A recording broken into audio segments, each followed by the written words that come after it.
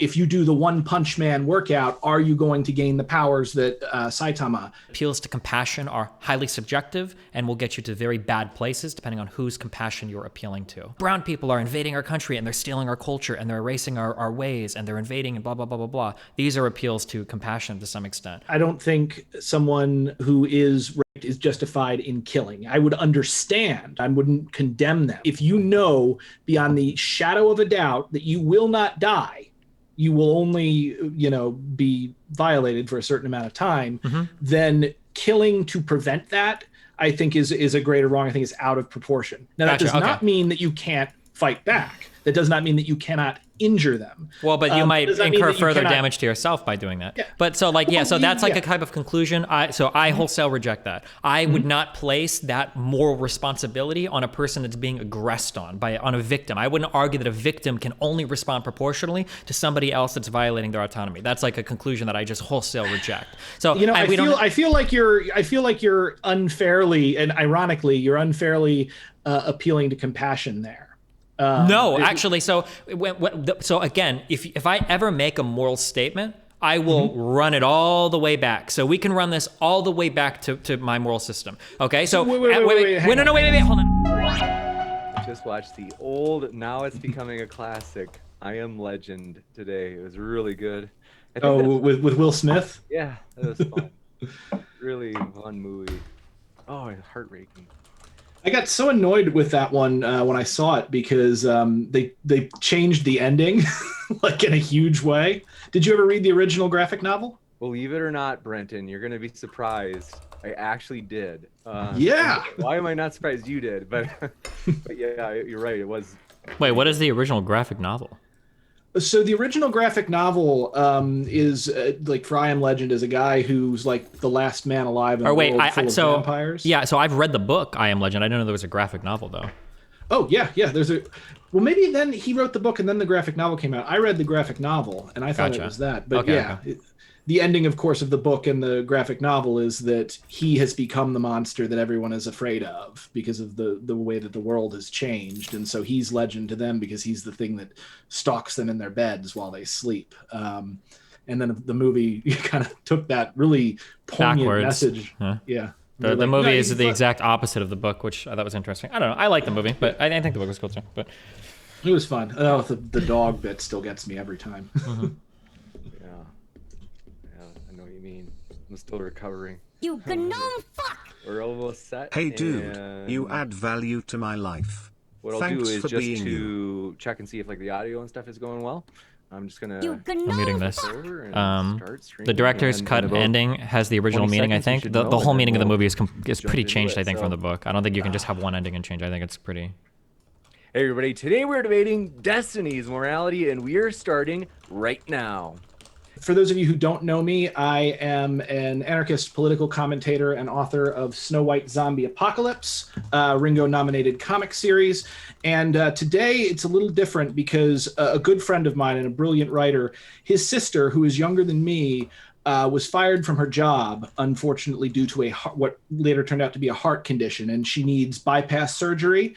And due to being fired for that heart condition, she does not have any insurance. And so they're trying to raise $75,000 to help pay for the procedure. So if anybody can, please click on the link, give whatever. Even $1 will help with the algorithm and help them hit that goal and make sure that she can get her surgery because, honestly, that's a horrifying situation for anyone to be in. So yeah, thank you very much. And please do check that out. Absolutely. And those links are in the description at the very top of the description, folks. So I highly encourage you to check those links out in the description box. And with that, we're going to get started with Destiny's opening statement on his morality. So, Stephen, the floor is all yours. Okay, so I have like some very basic stuff written down. And then this is, I imagine, what we'll be going over it. So this is kind of like the foundational ethics that I use, that I kind of build all of my policy positions out of, and that I build all of my applied ethics positions out of. So I broke this into two parts. The first part, I don't imagine we'll talk about much, but just epistemically, I would like to say that like the laws of thought exist So for instance, I'm going to assert without proof that we believe in things like non-contradiction, or we believe that non-contradiction can happen. We believe in the law of the excluded middle. We believe in the law of identity, stuff like that. And then for 2 and 3, I'm going to say that like 0th order and 1st order logic exist. So like if P then Q, A is not A, like stuff like this. I hope that we can just instantly move past that. I don't imagine that we'll get bogged down there, but just in case there's some ultimate skepticism lurking, that's just very basic epistemic side stuff. Okay. Okay. And then moving past that. So the way that I kind of look at my moral stuff is I've branched this out into 3 sections, with 1 and 2 being incredibly similar. So number 1. So the first premise is I exist. Second premise is I have an experience. Third premise is I want to maximize my experience. And then I'll repeat the same 3 axioms for other people. Other people exist. Other people have an experience. Other people want to maximize their experience. And then the third part is I believe 1, humans synergize to create a better experience. 2, if I help others maximize their experience, they will help me. And 3, assuming we all share moral systems, we will all synergize with each other. So that's essentially kind of like the foundation that I build all of my policy positions and my applied ethics positions out of. Okay. And that's it. Thanks so much. We'll kick it right on over to Brenton. Sure. Thank you very much. I want to really thank Destiny for this. It's, this is inherently a difficult position to be in because you're defending not an idea, but your own ideas that you've put out. And so, I just want to recognize that before we go into it. You may find that there are some slightly different phrasing, and this is because I based it on my criticism on a video that Destiny put out about 6 months ago. So if there's something that doesn't make sense, check out that video because I do reference it directly. So to begin, in the beginning was the Word, or was it? Now, you may think it quite odd that I, a practicing Buddhist, am beginning a debate about morality with a Bible quote, specifically John 1:1. In the beginning was the Word, and the Word was with God, and the Word was God. All things were made by him, and in him was life, and that life was the light of men, and it shone in the darkness, but the darkness comprehended it not. And yes, I will admit that upon first inspection, this might seem particularly strange, especially considering the morality in question, which is to say the specific moral system that we are discussing tonight is one that has been professed by my esteemed interlocutor, a man who regards himself as an agnostic atheist. But bear with me, because it will all make sense in the end. The thing is, most philosophical questions and discussions, if they go on long enough, ultimately become about God. And the popular understanding of Christianity, being one of the foundational political and philosophical pillars of the Western world, has woven itself so thoroughly into the fabric of our increasingly secular society that its remnants are quite often impossible to dislodge. In short, if we take it as a given that indeed God is dead, we must also admit that the world we currently inhabit rests upon a scaffold constructed of his bones. Unless you think I'm being too presumptuous in drawing connections with this particular metaphor, let me remind the audience that Mr. Bonnell, known to many by the pen name Destiny, has himself actually acknowledged this to be the case when he stated on this subject what I call internal happiness, or maximized experience, which is the basis of his moral system, I think they call religion. Now, before we go any further, I want to make something abundantly and overwhelmingly clear. My criticisms of Destiny's professed moral systems are not criticisms of Destiny himself. And if you come away from this debate finding them adequate, it does not in any way suggest any such particular and notable moral deficiencies in Destiny as a person. Morality is an exceptionally tricky subject that has reliably confounded the greatest minds humanity has ever produced for the entirety of our species' existence on this planet, and will likely continue to do so far into the future. Barring certain supernatural assumptions, in all of human history, there has never been a perfectly moral individual, nor a perfect moral system, nor any kind of perfection whatsoever.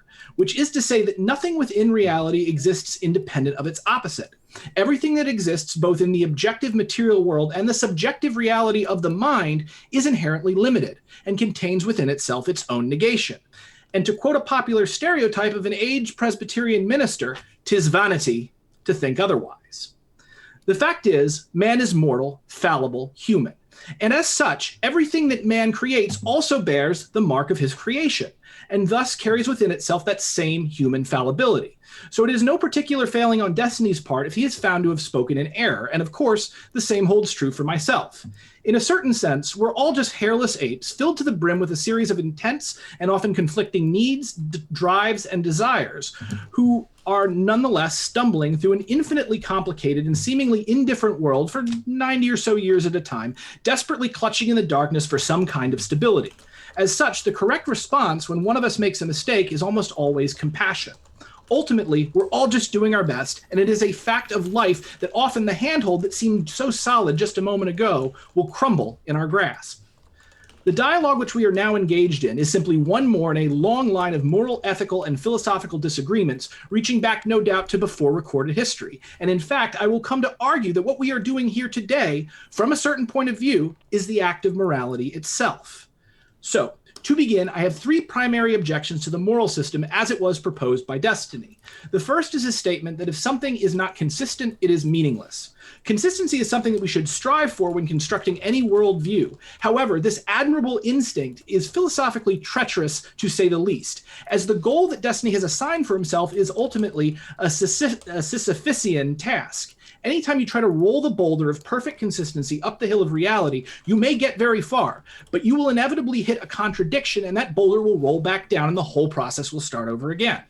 For proof, one only need to look to the logician and philosopher Kurt Gödel's two incompleteness theorems, which proved mathematically that all axiomatic systems are either incomplete or inconsistent, which means that if we are to take Destiny at his word, math itself is meaningless.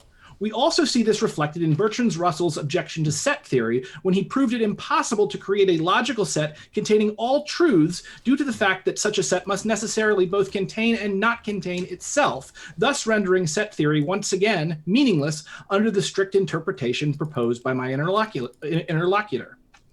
Even the physical laws of science that govern our natural world are not wholly consistent.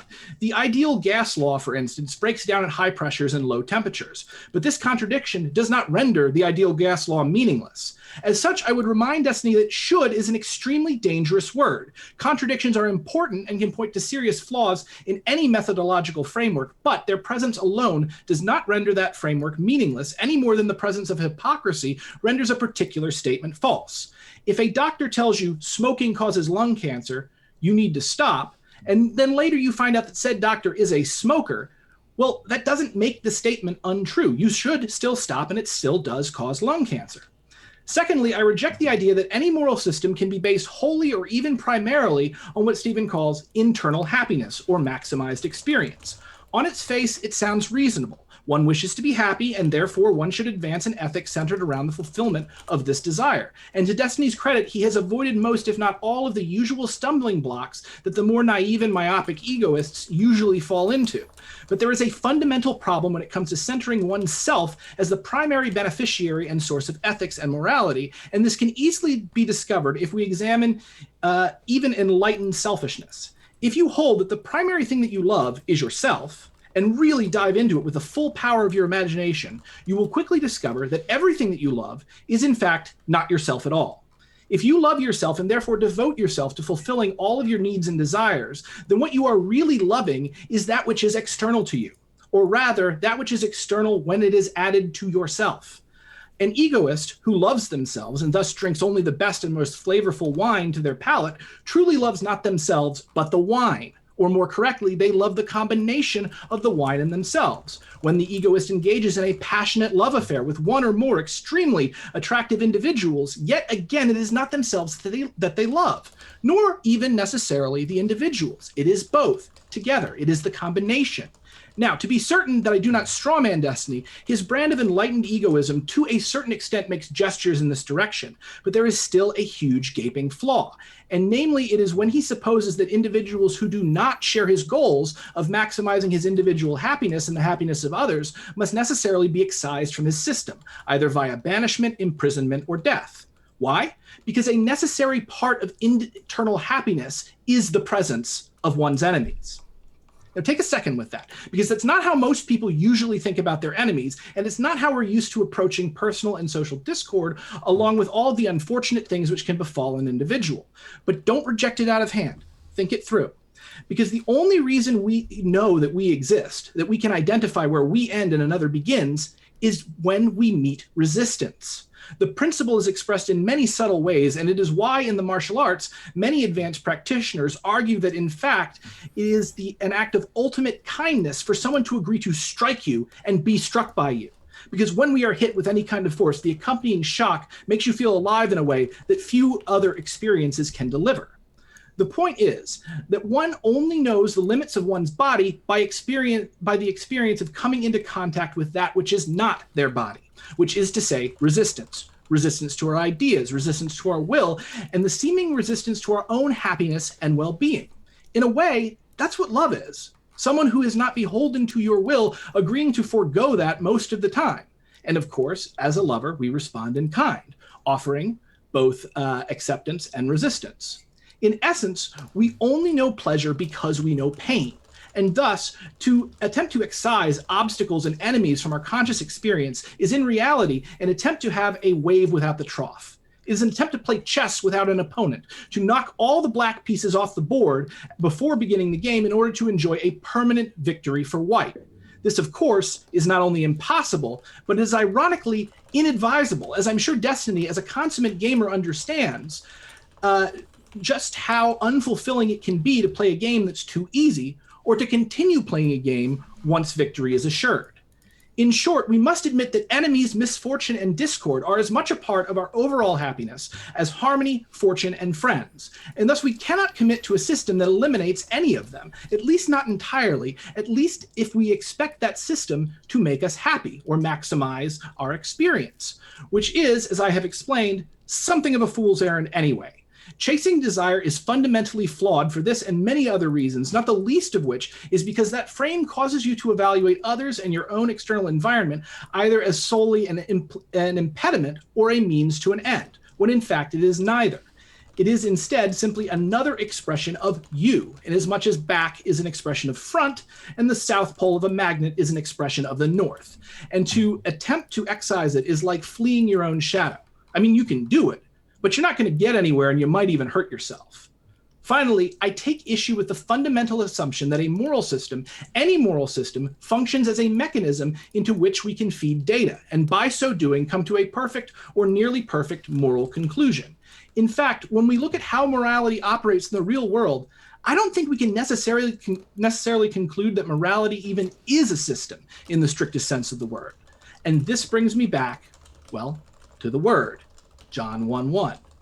In the beginning was the Word, and the Word was with God, and the Word was God.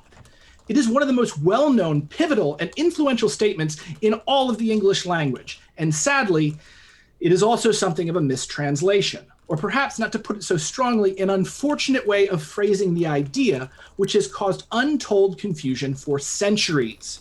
The word, in this sense, is logos, from the Greek, and has been translated in much the same way as I have previously stated in nearly every edition of the Bible.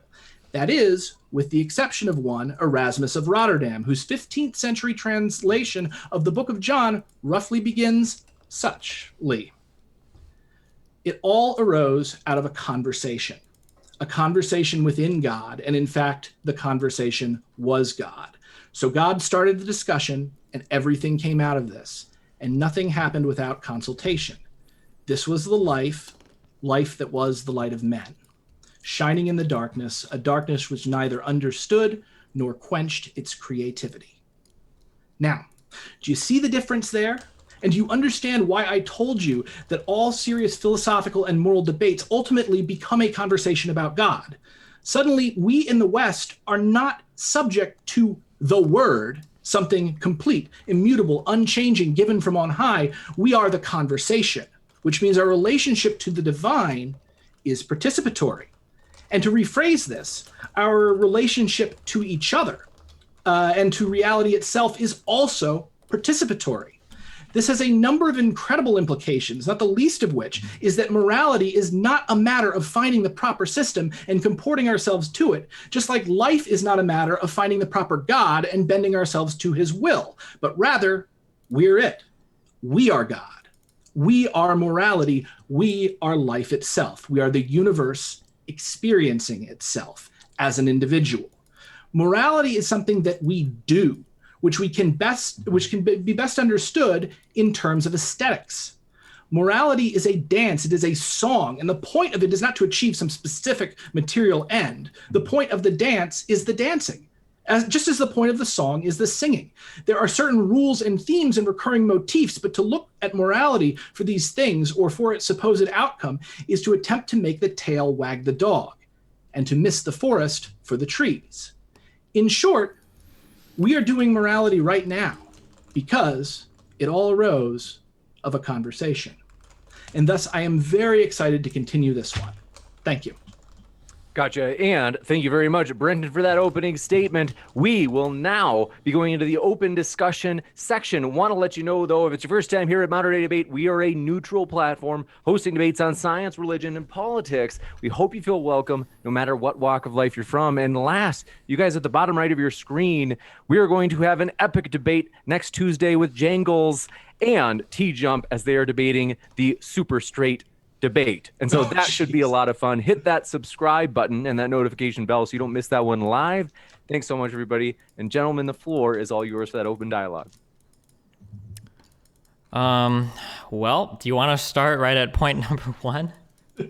Sure, we can start at point. I think I probably threw a lot at you. So is there anything that you want to latch onto right there? Let's just go in order. We can start right at point number one, I believe, was I think you challenged me on an epistemic level, almost the idea that we shouldn't strive for a contradiction in any particular theory, or that we shouldn't strive to avoid contradiction in any particular theory or framework. I would disagree. I think we should strive for it. I just don't think it's a possible goal. Essentially, we should always strive to eliminate as many contradictions as possible, but I don't think it's possible to eliminate all of the contradictions, and I don't think the presence of a contradiction necessarily makes what we have done up until that point, worthless or completely unreliable. So what would your argument be against something incredibly basic like the principle of explosion? How would you argue against something like this? The principle of explosion, meaning that, refresh my memory. So I think that most people who understand formal logic would say that if you have any contradiction, then from any contradiction in a system, we can prove anything.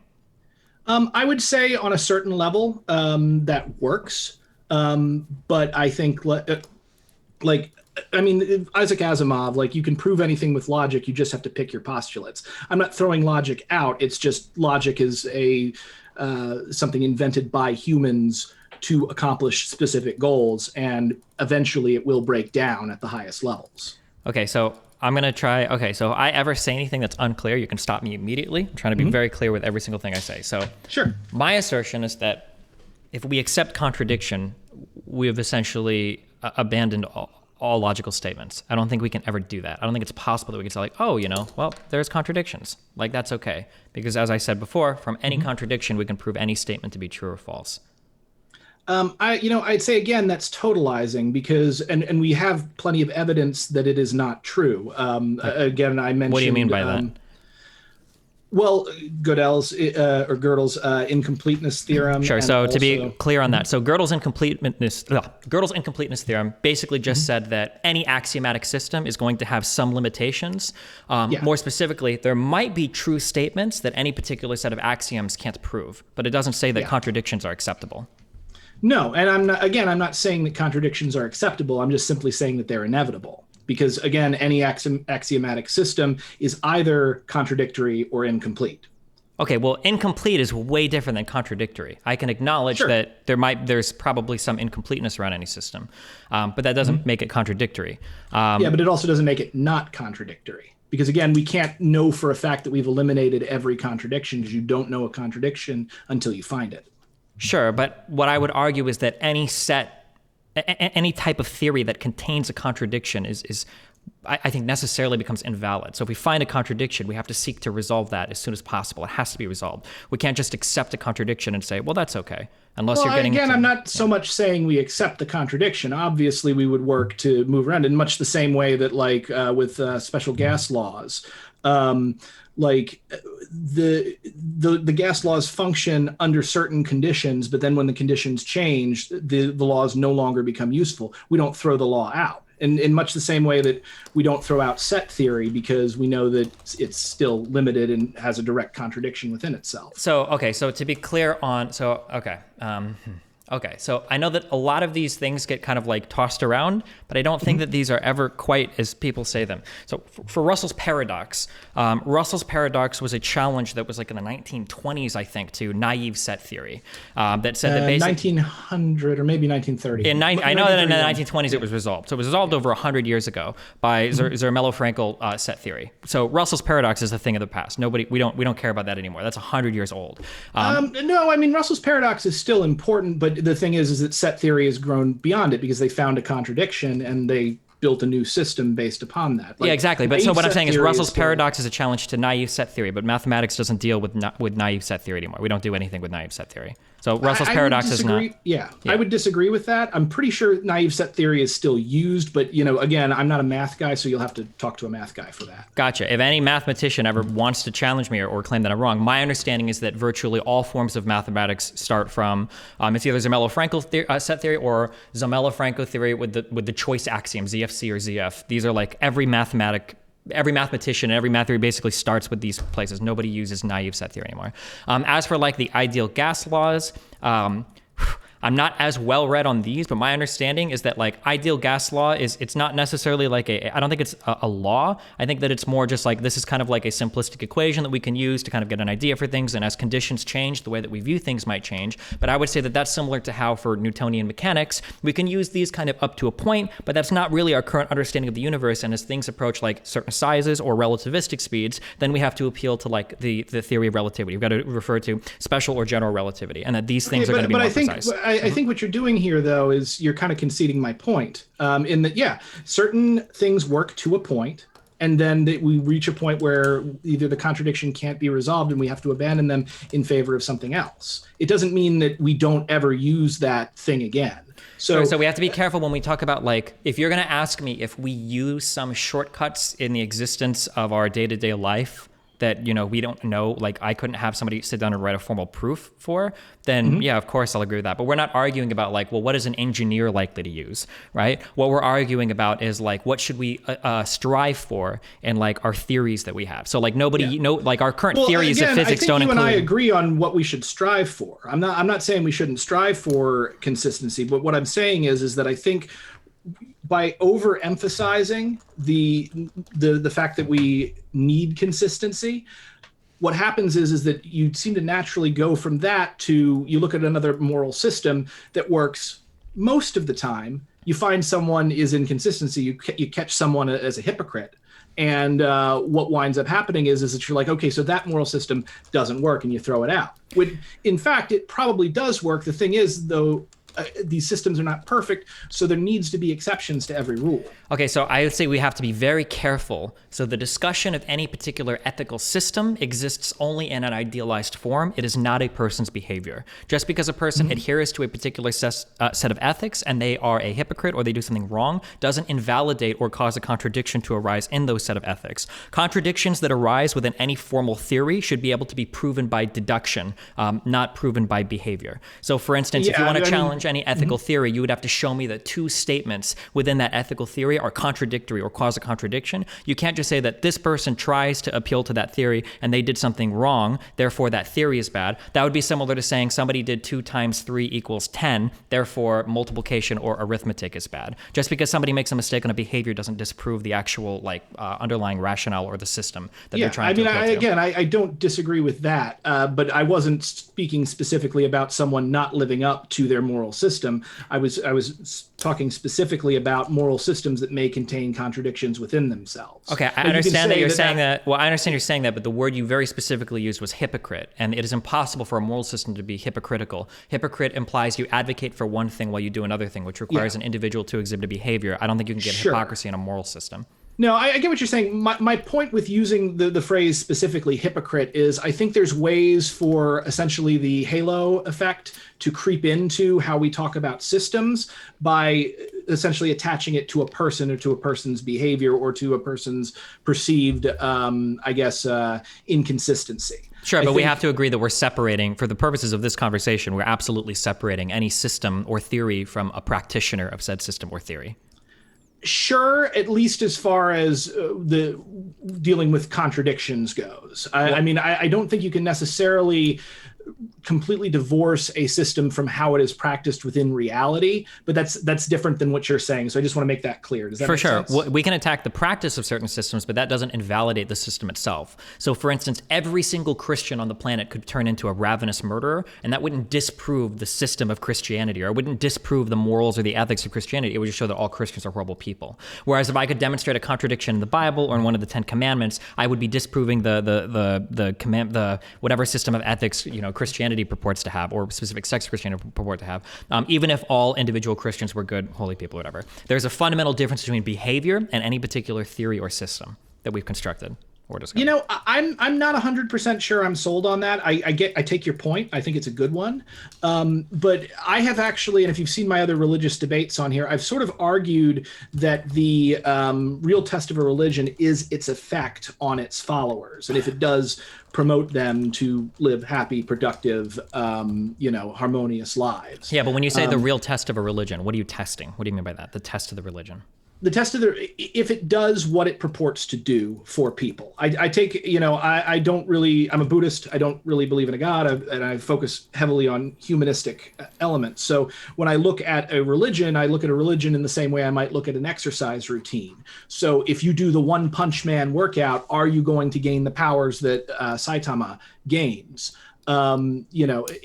If you don't gain those powers, it obviously, and that's in an anime, but let's just say it turns out it's a bad workout and you aren't able to build muscle as effectively, then we've got a problem there. So in much the same way that a workout might not do what it purports to do, a religion might not do what it purports to do within reality. Sure. So it's possible that some particular theory or some particular system, when practiced, will come up short somehow. But I don't think that's not really a knock to the consistency or the validity of said theory or system, unless it's making just demonstrably untrue empirical claims. I mean, I would say that it might have it. So it's the idea of framing, that putting a certain frame on something will create a specific relationship within the mind of the person who adheres to it. So kind of like what I talked about with the word and the use of the word in the English language Bible, creating a frame in which we are relating to ultimate reality and God as though it is a settled thing that is separate from ourselves, as opposed to conversation. They're really the same idea being expressed, but because of the word used, it creates a different, I guess, it colors it differently through a different frame. Another example of this, I just flew out of my head. I'll get it back in a second. You can respond. Yeah, I mean, I bet any of that may or may not be true. I think that it's really important that to establish from the start that any particular theory or system we have, we cannot accept contradiction within that theory or system. If we do, then everything necessarily becomes absurd, that we can prove the statement or the negation of literally any statement, assuming that we subscribe to really basic tenets of... I feel like you're being very totalizing here. And again, there's a difference between accepting a contradiction and accepting that contradictions are inevitable. I have to be totalizing here, because if I don't totalize this particular thing, then we immediately fall into a pit of absurdity or epistemic nihilism or something. Okay, can you explain that to me? Exactly why? Sure. So if we allow any theory to exist, and we allow some contradiction to exist within that theory, assuming that we believe in it might even be zeroth order logic, assuming that we believe in any incredibly basic system of logic, if we allow a contradiction to exist and we say that we've proven both, or we accept as true the contradiction, or the two, I'm sorry, let me be more clear. If we say that we accept as true two proponents of a system that are contradictory, from that particular contradiction, we can literally prove anything to be true. I could read through it an example of this, but it might be a little bit complicated. But I think this is pretty well accepted for most people that practice for any type of logical stuff. I can look at it. Hang on for just a second, though, because I did remember what I was going to say. My other example of a system. This is pulling us back a little bit, but so Hegel had this concept called enframing, and essentially it is when you look at the world in a scientific manner, because the Greeks did not consider science to necessarily be technology, but more a way of thinking. So sorry, not scientific, technological, techne. So the way that like a sculptor Michelangelo looks at a big slab of marble and he sees the David in it. It's a way of looking at the world not for what it is, but what it can do or what it could be. And it's a good means of thinking. But if you totalize that kind of thinking, and you let that machine sort of take over and become the frame for your reality, to become your ideology, what you wind up doing is seeing everything in the world as a collection of resources to be exploited, seeing human beings as essentially, meat puppets to accomplish tasks. And so like things that are not necessarily stated in the text, but may go unsaid as subtext, as sort of background radiation for particular ideological ways of looking at things.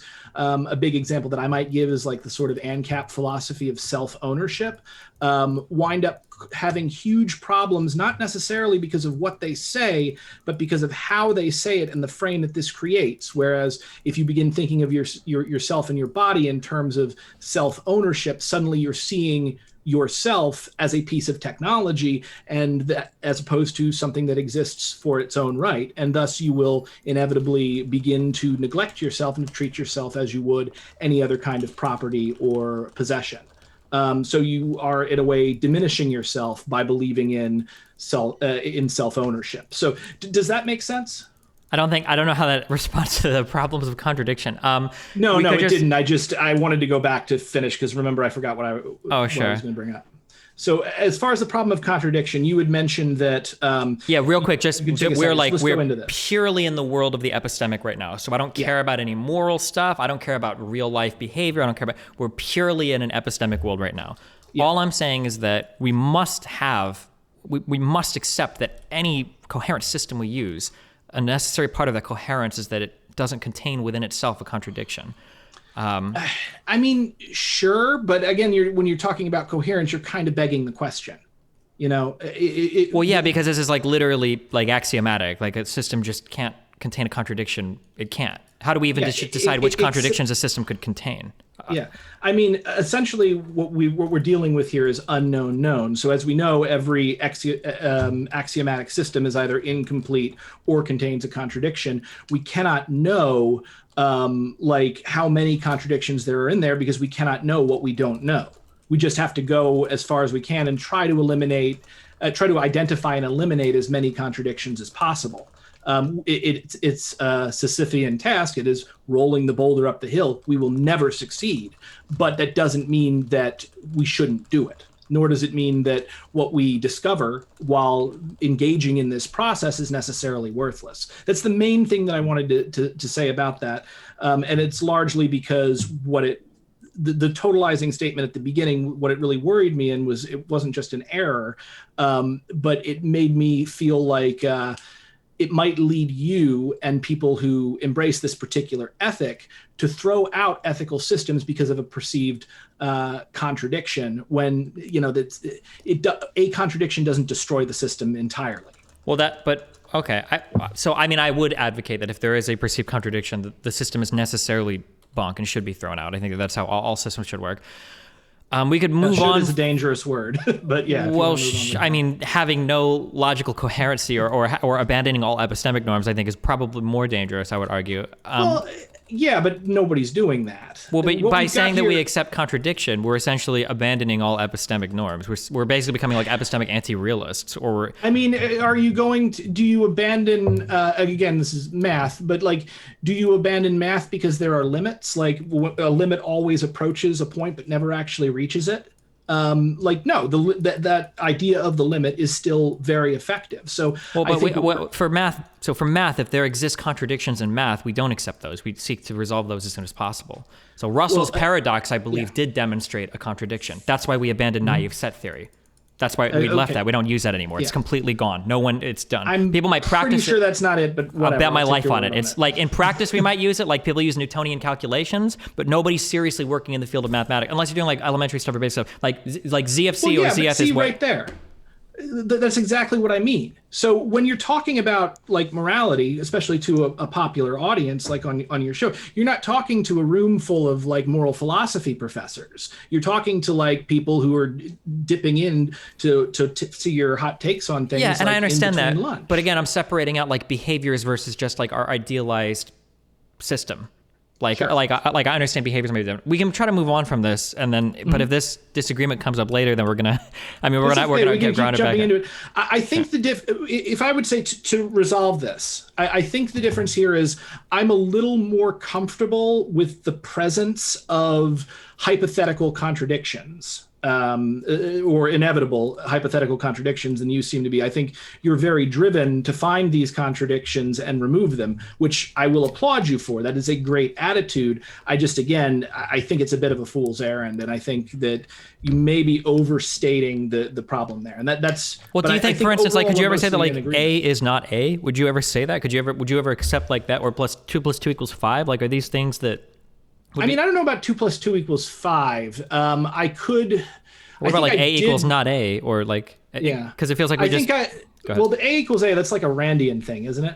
No, this is like a foundational. This is like the laws of thought. This is like one of 3 things, like the law of identity. A thing is itself. Sure. I mean, I might have a slight objection to A equals A, not in the equation form. I know for a fact, like the objectivists were really big about saying A equals A. You argue with any of them, it's one of the things. Sure, but again, I'm not working on objectivism, any moral. We're only in the land of the epistemic right now. I don't even care about any of the moral stuff. Absolutely. So what I would say is there's inherently a problem with identity.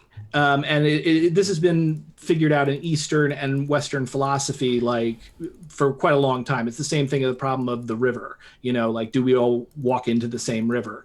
Or in other words, like you can look at something like the ship of Theseus. If you replace the rotted boards on the ship of Theseus, is it still the ship, or is the ship of Theseus the idea, or is it the rot? Or another great way of looking at it is the sun. How big is the sun? What do we actually say that is the sun? Is the sun the extent of its light? Is it the extent of its heat, the extent of its fire? And the answer is all of them. So the idea of A equals A is true, but it doesn't necessarily mean anything, because we have the fact that something is something, like that it has an identity, is in part constructed by our minds. Okay, well, we'll move on from this, and we'll see if contradiction comes up later, I guess. But sure. Okay, we're moving out of the land of the epistemic. Nobody likes this place anyway. All right, what was the next point too? My next objection. Let me pull back up my thing. So my first objection, this one, I think there's a reason I put it in the middle. So have fun coming after it. I reject the idea that any moral system can be based wholly or even primarily on what you call internal happiness or the maximizing of your experience. Okay, why is that?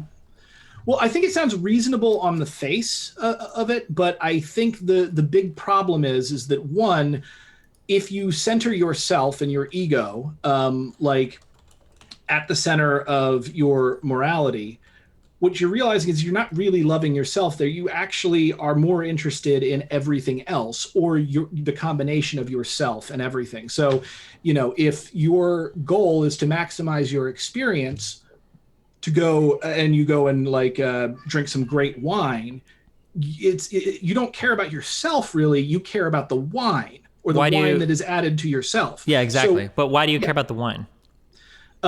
Well, this is the thing. You've got this split into essentially 2 different parties, the internal and the external world. And I think that these appear to our common sense as very much the same, but I think in reality, they absolutely are not. Very different, sure. But in reality, they are absolutely Let me the same. propose a hypothetical. Let's say that a person exists. Let's say that there exists a perfect glass of wine somewhere that would quench this person's every single facet of his experience. But let's say that person cannot ever gain any information about that wine. Perhaps it exists in another star system, and the person will never live long enough to travel to that. What does that particular thing of wine do to that person? Or how does that person relate to that particular thing of wine? I mean, if they don't know about it, they don't. So it does nothing for them. Okay, I agree. So I would argue that any type of external thing that you talk about as like sustaining or providing happiness to our experience is all done relationally to ourselves. And then I would appeal back to my my third axiom that I want to maximize my own experience. So things existing external of me don't matter insofar as if I can never interact with it or never know anything about it. Like the function of that thing is going to be whatever pleasure or happiness I can derive out of that thing. Right. I'm not going to disagree with you on that, but what I'm going to say is nothing actually exists outside of you. In much the same way that, we don't know how far the sun actually extends. We don't know how far destiny is. You don't end at your skin any more than I end at my skin. I would have to say, yeah. So, that could also be something that just flows from some axiomatic statement. I would assume that we would have to assume that things exist external ourselves. Otherwise, I don't know. I mean, things exist external ourselves in a certain sense, but not ultimately. Like, evolution doesn't favor organisms that experience reality directly. It favors organisms that experience reality in a way that is most conducive to their survival and or reproduction. And this is really a very important point because human brains really like to break things down into lists and patterns because that helps us as organisms survive. But that's not reality. That's our interface with reality in much the same way that the computer screen it's not the computer itself. It's how you interact with it. Still important, it still exists, but ultimately the computer is much more than just the screen. I understand that. So in some sense, reality is constructed in the brain. That seems to be true. But I mean, I would still say that we ought to act in a way that there exists an external world. Otherwise, again, we fall into, at the very least, ethical absurdity. Yeah. So for instance, I could walk up to 20, or here's a question for you. I could walk up to 20 people and murder every single person. Is that actually wrong if there is no external reality? It's all just stuff in my head? What would be your argument against murdering people indiscriminately? Well, I would say in a certain sense, and this is actually a big question, like in the Buddhist. The sutras bring this up a lot. So in the sense that you can't actually die and nobody can actually die because we're not individuals, you could walk up and murder 20 people and it's a wash because we're all the great Brahman, the Godhead, whatever. But that, I would still say it's not a good idea to do that because those 20 people are also you. Okay, wait. So to be very clear, I want to talk in terms of like moral rights or wrong. So I don't care what wouldn't be a good idea or would be a good idea, right? I kind of want to be able to say like this is something that we ought to do or ought not to do. So so if we believe that there is no external world, if none of those things exist by what you've said, and if we say that like, well, maybe like blowing a bunch of people up would make us really happy, like what would stop you or how would you condemn a person on those grounds? You say, hey, don't do that. That's fucked up. And the guy's like, why? They don't real. Like the whole external world is fake. So that's the kind of the problem of inflation that people see, and sometimes when somebody like slips into the sort of oceanic consciousness, especially if they're coming from a Western perspective, they start to think they're God, or you get like really heavy solipsism where, I am the only person that exists. Well, but you've purported solipsism, haven't you? No, I definitely have not. There's a very subtle difference here. So what we're talking about with regard, it's not so much that the external world doesn't exist, it's that the external world and the internal world are ultimately two sides of the same coin. They can't be separated. So we do acknowledge that there does exist some external content, right? There is some content in the world. There exists something external ourselves, right? There is something external, our consciousness, our ego. Okay, I agree with that. But then why would we say it? So then I guess I don't understand your second point of nothing exists outside of yourself. How is this a challenge to anything I've said? Nothing exists because your self is everything. It's the totality. It's the ground of being, the dream of Brahman. Are you familiar at all with Hinduism? I'm not, but so I agree with everything you're saying, but I feel like all three of my axioms play into that very well. So I exist, I have an experience, and I want to maximize my experience. You've told me that there is some internal being, that every single thing external is relational to that internal being. So yeah, I mean, I agree with you, but it feels like that statement could just as easily flow from my three axioms. So I don't understand how that contradicts anything I've asserted so far.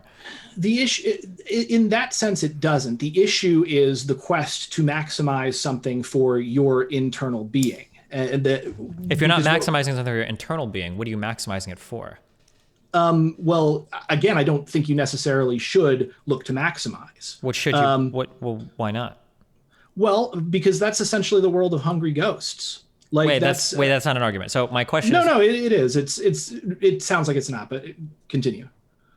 Well, I'm so a person has an experience. A person exists and they have an experience. It seems like they should seek to maximize their experience. They want to do what makes them happiest, or what like purports at least to fulfill their desires as maximally as possible. Why shouldn't a person do that? Well, think about that for a second. Think about the people who are able to fully maximize and fulfill every desire. Mm-hmm. They don't actually find it all that fulfilling. In much the same way that if you go into a video game with invincibility codes, you're eventually going to get really, really bored of it. I mean, the fact is that we have this idea that we, especially in the West, that we get some kind of technological omnipotence and, get everywhere in an instant, avoid every bad thing that could happen to us. And, Well, I think to be clear, I understand what you're saying, but this is a very, very naive assumption of what it means to maximize one's experience. So I like to maximize my experience playing games. That doesn't mean I turn on cheat codes every time. I'm the exact opposite. I like to turn everything to the hardest difficulty and die a million times before I do something. But I'm still maximizing my experience. That maximizing your experience doesn't mean like taking like a 6-year-old's idea of like, oh, well, I want to be invincible and immortal and never die, and now I'm floating in the universe alone because I'm too dumb to know what I meant by maximize, right? Like we can be a little bit more charitable to that maximize my experience axiom, and we could say like, well, the maximization of your experience doesn't necessarily mean being invincible in all video games, right? I think my opening statement it said that specifically because you have, and I think I acknowledged that, I don't think you have a naive idea of egoism. I just think your enlightened egoism still has really, really serious problems because what you're essentially doing is you're building a framework around chasing and fulfilling desires, around hedonism, essentially. And you can do that, but like evolution, again, did not build our brains to do that. Every time we get what we want, we just want something else. And then something else, and then something else. And suddenly, you're essentially running the rat race. You're living in samsara, chasing the desire, chasing the want. I mean, there are probably forms of desire that are relatively fulfilling that don't leave us wanting more and more and more. If I can appeal somewhat to history, like a lot of people profess that they have a great and intense happiness in raising children, but very rarely do you see somebody produce child after child after child after child. You don't see a mom that's like, I love my kids, that's why I have 45 of them. All right, like I think that there are certain forms of pleasure or happiness that we can pursue. That doesn't mean we're going to do it like a million times over, right? I've known some quiverful weirdos. There was a guy I met on the Appalachian Trail. He was a priest, and he was one of 18 kids. So some people do that. Sure, I'm sure there's going to be I mean, I'm Catholic, so and Catholic families those tend to be quite large. Oh yeah. No, my family's Catholic as well. Mm-hmm. So I don't think that we necessarily have a contradiction here. I mean, like I would agree that we have to be careful what we talk about in terms of maximizing our experiences. But I think that you have to give a very naive reading of that to get to bad places. So like I don't think that the theory or the framework is broken. I think that it's just the interpretation might be bad. So for instance, somebody might take said system and say, oh well, I'm going to go and kill 30 people because that's a lot of fun and that's going to make me happy. And they try to kill one person, they fail, and then they're locked up in jail forever. And it's like, okay, well, seems like this wasn't really a good idea. You had a very bad like application of the theory, but that doesn't challenge the theory itself, right? Whereas people that try to like do well to others, people that live lives and do charity service and have happy families and friends, like they tend to have a much more maximized experience than the person in jail rotting for attempted manslaughter or murder. I mean, I won't 100% disagree with that because I do like that you have a more totalizing view of this, but also keep in mind you're communicating with millions and millions of people, and like YouTube and Twitch skew young. So in much the same way that we saw that there was a problem with translating in the beginning there was the word, as opposed to, it all began with a conversation.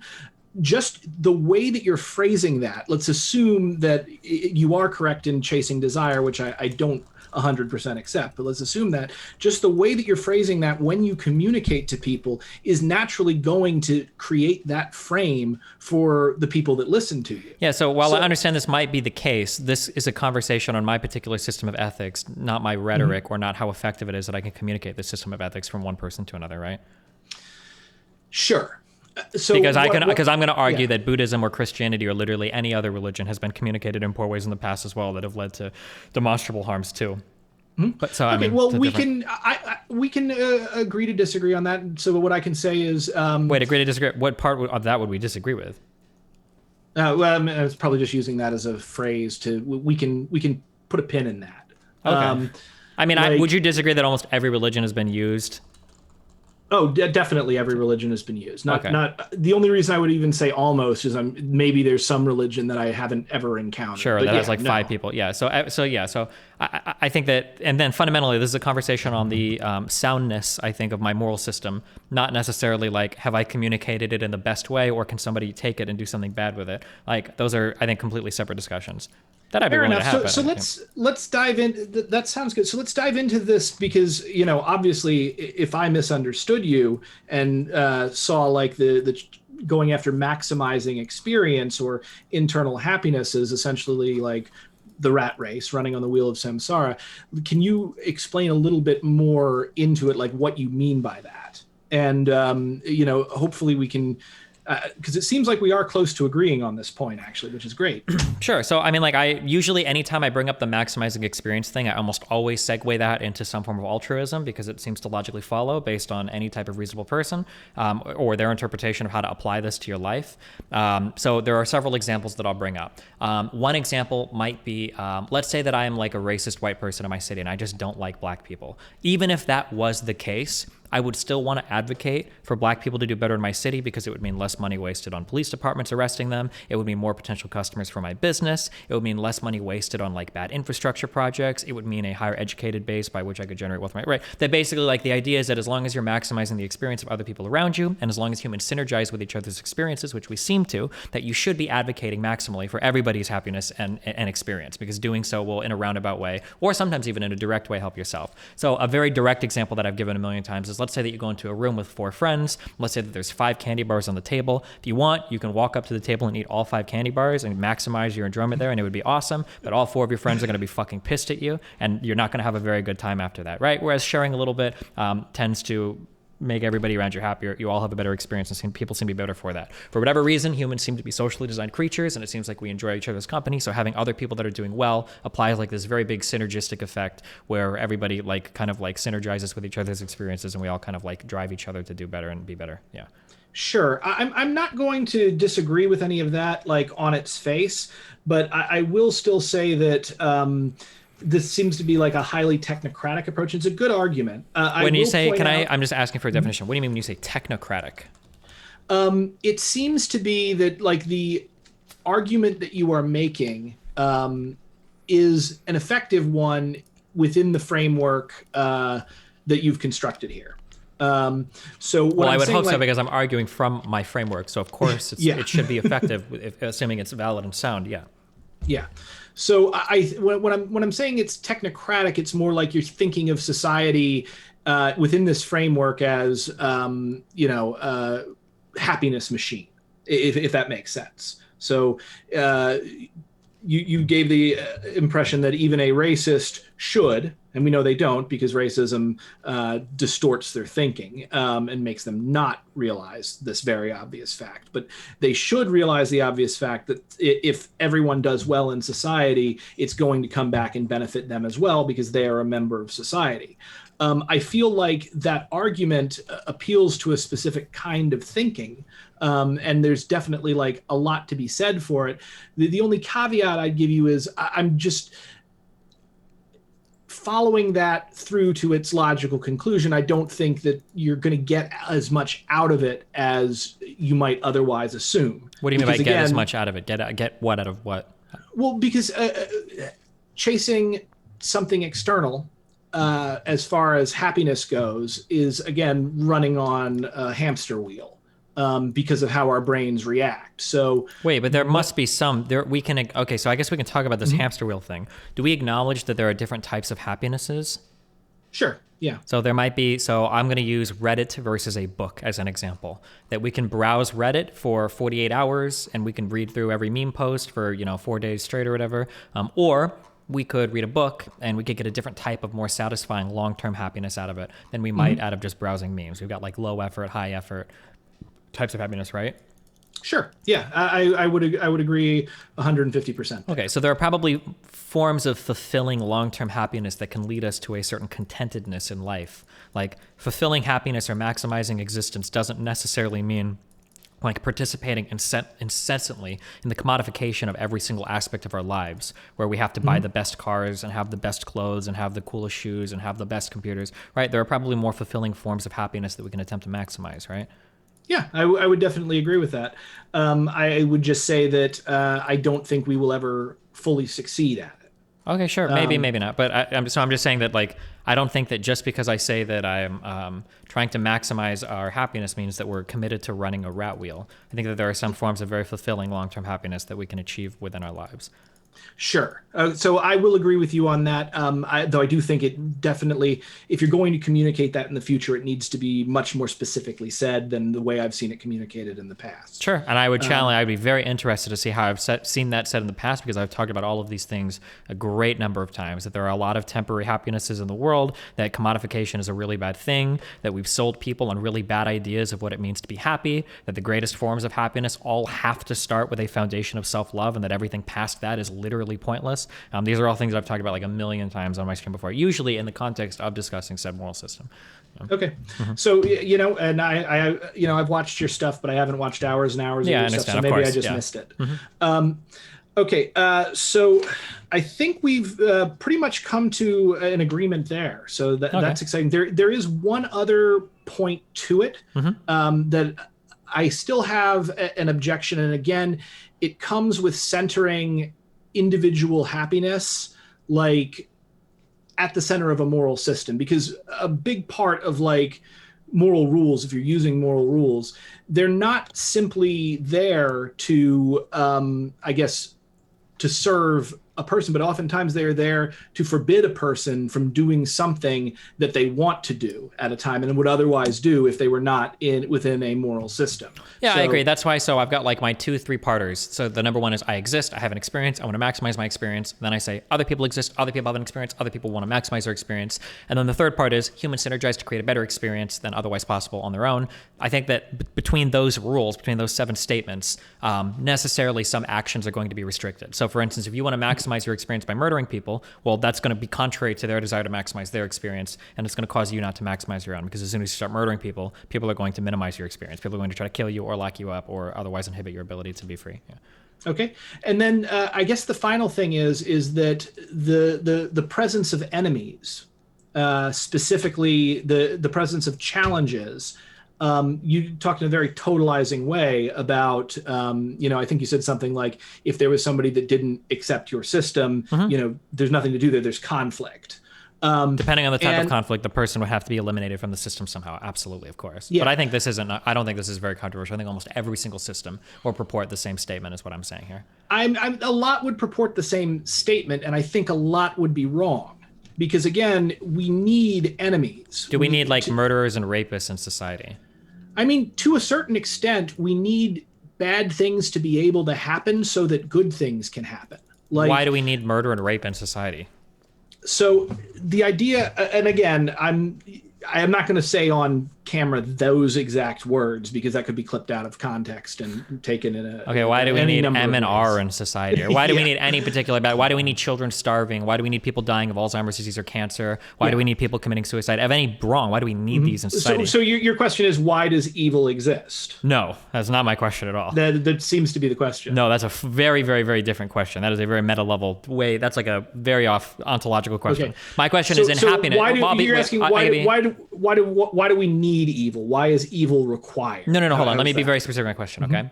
Why is it that in order for me to have a maximized experience, why do I need other people to suffer? Or why do I need other people's experiences to not be maximized? You don't just need other people to suffer. You need to suffer to have a maximized experience. Okay. In what ways? How do we quantify or qualify? What types of suffering are required? So the issue is that we can't really experience high highs if we don't have low lows to contrast them with.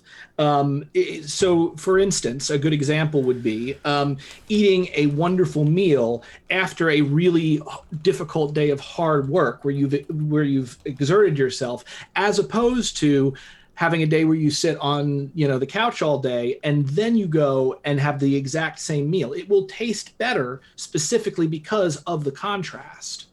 So for us to be happy and to advance, we have to engage with obstacles. We have to meet resistance. Okay, I'm going to try to reformulate this in the strongest version possible. I agree that there are some forms of challenging things, that there are some sorts of obstacles. Hold on, let me think I'm sorry. Hold on. Let me just think for like 5 seconds, sure. Okay? Okay. I think that there are some forms of challenges that can exist in society such that if these challenges exist, they cause a higher maximal experience than if they didn't exist. Can we agree with that? Mm-hmm. Right? Yeah. Okay. I agree that there are some forms of suffering in life that exist that we must endure in order to reach higher highs. A really good example of this is working out, right? Mm-hmm. Yeah, okay. Exactly. Okay. I will acknowledge that these exist. However, I will claim that these are subsumed within my idea of maximizing an experience. So for instance, if I say part of my maximal experience is enjoying like a very healthy relationship with my fiance or wife, right? Part of that requires some amount of sometimes what's not fun work, but that's necessitated in part of that experience. So I think that that's true, but I mean, I would say obviously that's going to be part of maximizing any type of experience. I don't think that like sticking yourself full of like heroin and inject yourself till you die, that's like maximizing your human experience or whatever. I wouldn't say that like, oh, like that's not what I'm aiming for when I talk about like maximal experience. I think that any type of maximizing of my experience is going to subsume within that. Like there might be some struggle related to achieving like certain good ends. So for instance, the video game example we brought up earlier, I really like beating games on like the maximized stupid difficulty. That's really fun for me. And that's going to involve a large amount of suffering and stupid shit along the way of beating that game.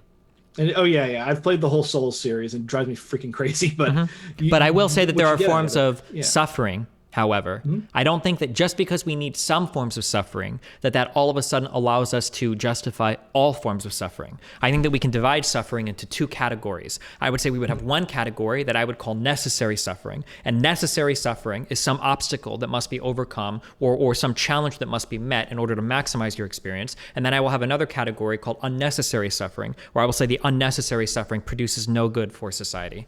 And I would say that we should all probably seek to eliminate the unnecessary suffering. So things like child starvation or, lung cancer or, death in childbirth. I think that these forms of unnecessary suffering should be eliminated because they don't maximize human experience.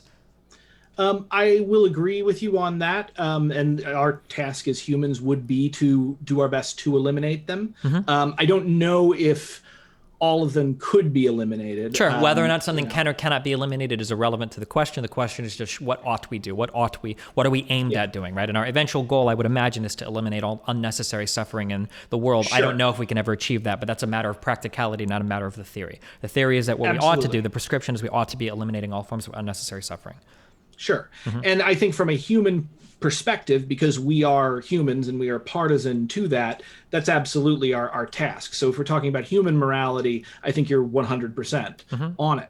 Now, expanding that out to the entire universe, it becomes a bit more, a bit less practical in the sense that, like, you run into the problem of, do you wipe an entire species out simply because it causes suffering for humans? Maybe I can't speak to like alien civilization. I don't even know. That might break every possible understanding I have. Maybe they exist on like 7 other dimensions. I can't even fathom that. That literally might exist outside of like my epistemic understanding of the world. Maybe there are things that exist that have contradictory properties, or that both are and are not, or things that have I can't really address that yet. So I guess my point being, though, in that we bring it out, is I think what a lot of people really want, essentially, because most of us, and I'll go down to it, I'll say, I don't think we as individuals can ever fully, truly know what we want. Like, there's stuff that we think we'd want, and there's certain themes that we go after it. But the more you go down that route of, I'd like this, I'd like that, the more you start to realize, I don't know if that's really it. So the one thing that I think that we do definitely want is a pleasant surprise, but the problem is that to have pleasant surprises, you must also have unpleasant surprises. You must have rude shocks. You must, and this is why, I brought up martial arts and the philosophy that, when you get into kumite with someone, when someone has agreed to hit you and to be hit by you, it's actually a very intimate and kind thing, because the force of being hit with, the shock gives you a sense of being alive that few other things do.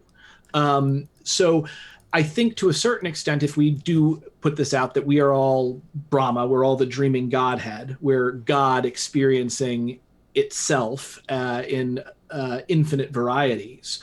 The fact is that evil and suffering, and even suffering that humans would consider bad or unnecessary suffering as opposed to suffering, is still part of that entire process. And I would argue that it's, from a certain vantage point, even though it is discord at one level, it's harmony at a higher level, in much the same way that, the I don't necessarily maybe disagree with this. I just don't know what I'm supposed to do with these statements. Like, we can't know what we want. I don't know what that commits me to. Like, I would have to assume that we're the best understanders of what we want, and for things that we aren't 100% sure on, we're going to hopefully we use scientific tools to investigate these things.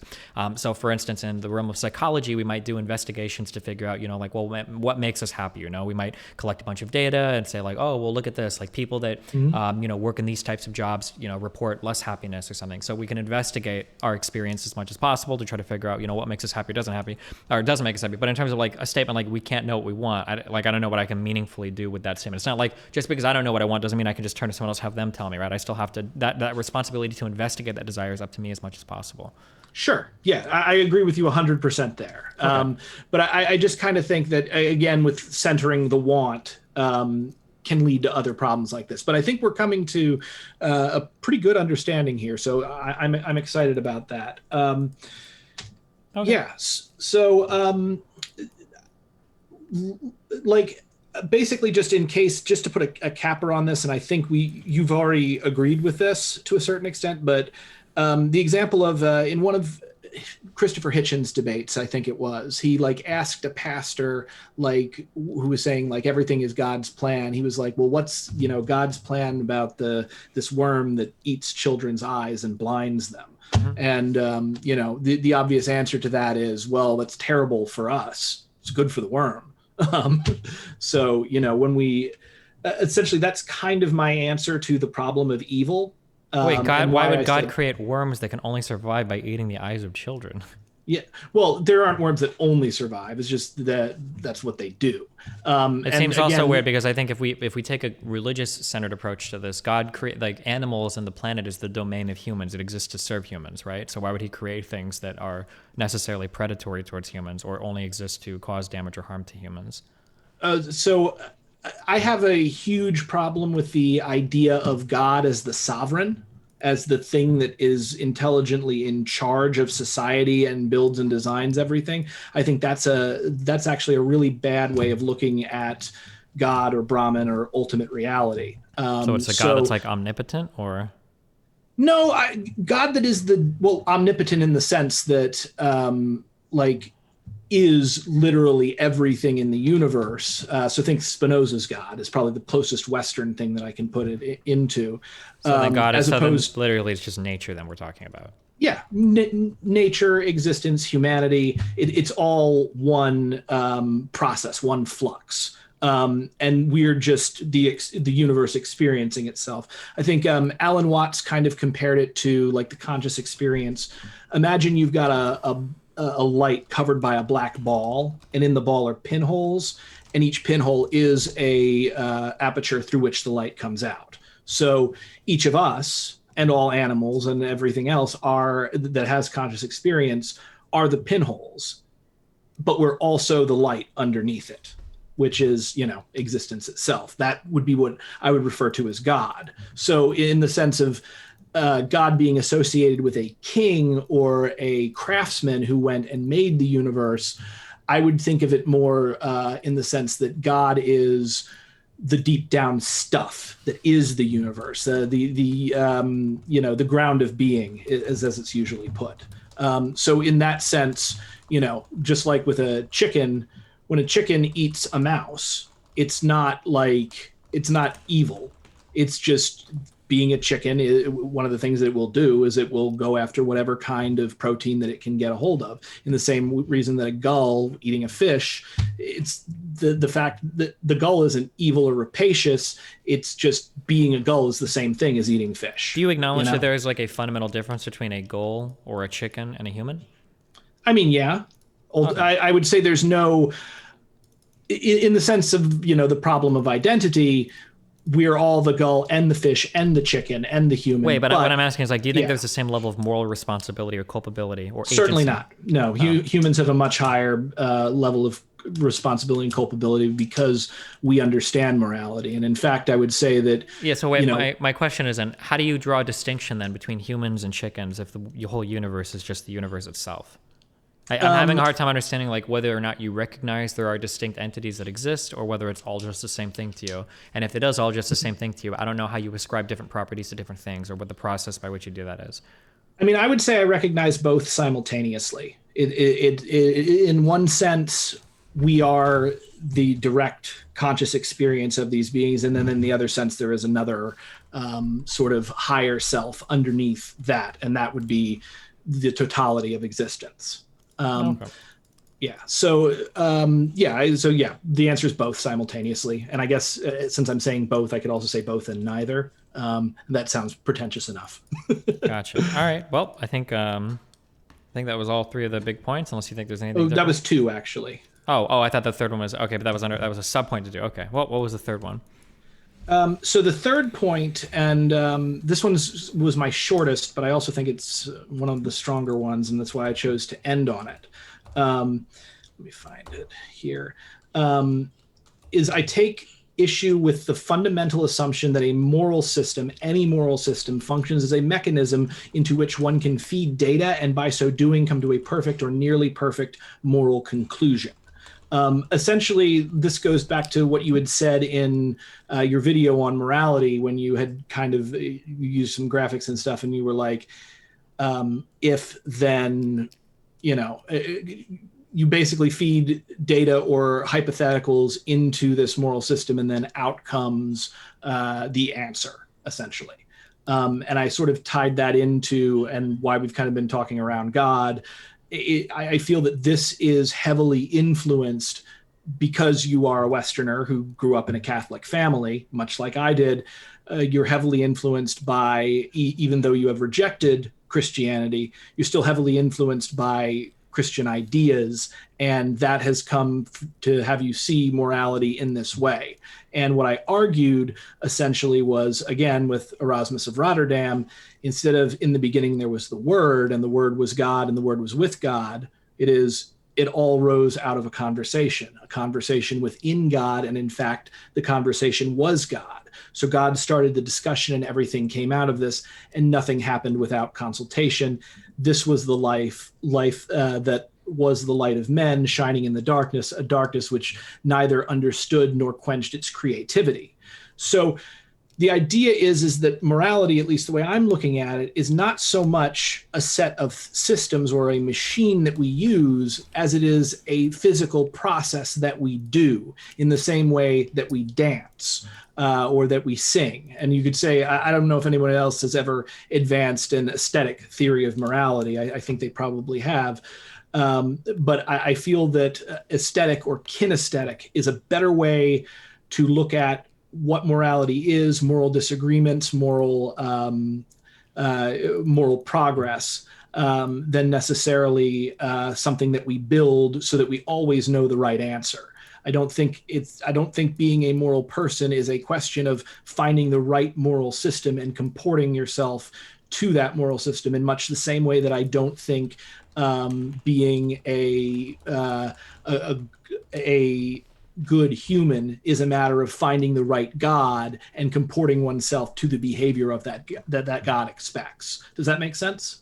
Kind of, but I don't know how that was any challenge to any part of my system, I guess. Other than it sounds like you have some belief for morality, but I don't understand. I don't think a contradiction in my system has been demonstrated, or some conclusion that I otherwise would reject has been demonstrated in my system, which are the two things that I'm looking for. So I mean, you'd essentially said in your system that what morality should do is, and maybe I took this wrong. It was like right at the beginning of your video, um, that what morality should do. That most people like either think how do I immediately respond to a given hypothetical, or does my group expect me to respond to a given hypothetical? And so you had essentially made the argument that moral systems go beyond that to something that someone should use to understand how to act in a specific situation. Oh yeah. So what I'm saying is that what I would hope is if we have different levels of different abstractions of thought, if we have different levels of thought, that I would hope that we have investigated our own beliefs and desires and thoughts enough that we've reached some foundational level of understanding for what it is that we want in life.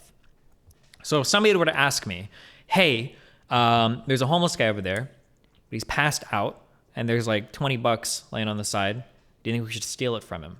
That if somebody were to ask me that, I feel like a lot of people, their first thought is, if I do this, like, what are the consequences? You know, how will my friends see me? Will people judge me? Will I get in trouble? And that this is generally the level that most people function at when it comes to thinking about whether or not something is right or wrong, or more specifically, if we ought to or ought not to do a particular thing. What I advocate for is that I would hope that somebody has investigated their own personal feelings enough to have a more fleshed out moral system that would deliver them better answers than, will I get in trouble for something, or will there be a negative consequence for something? I would want people to be a bit more moral, or a bit more strictly adherent to some internal like philosophy or internal ethical system, rather than just doing, you know, the least that's expected of them from the people around them, is essentially what I was saying there. But okay, no, this is actually really fascinating. So thank you for sharing that, because that puts some things in a slightly different light. So first off, it's very interesting because my immediate response to that was make sure that $20 bill gets tucked back into that guy's thing and maybe add some money to it, or make sure that, you know, you can help him in some way. Like that was my instant moral intuition. So this sounds a little bit like are you familiar with like the 6 stages of morality? Oh, I think I've seen this at one point before. Yes. I have to look this up, but I know it has to do with like how do we consider like things, and I think isn't like stage the first stage or something is like never mind. Just go ahead, explain it to me. I'm not going to try to. So I'll probably get it wrong if I try to do each of the 6, but it's basically the 6 stages of moral development.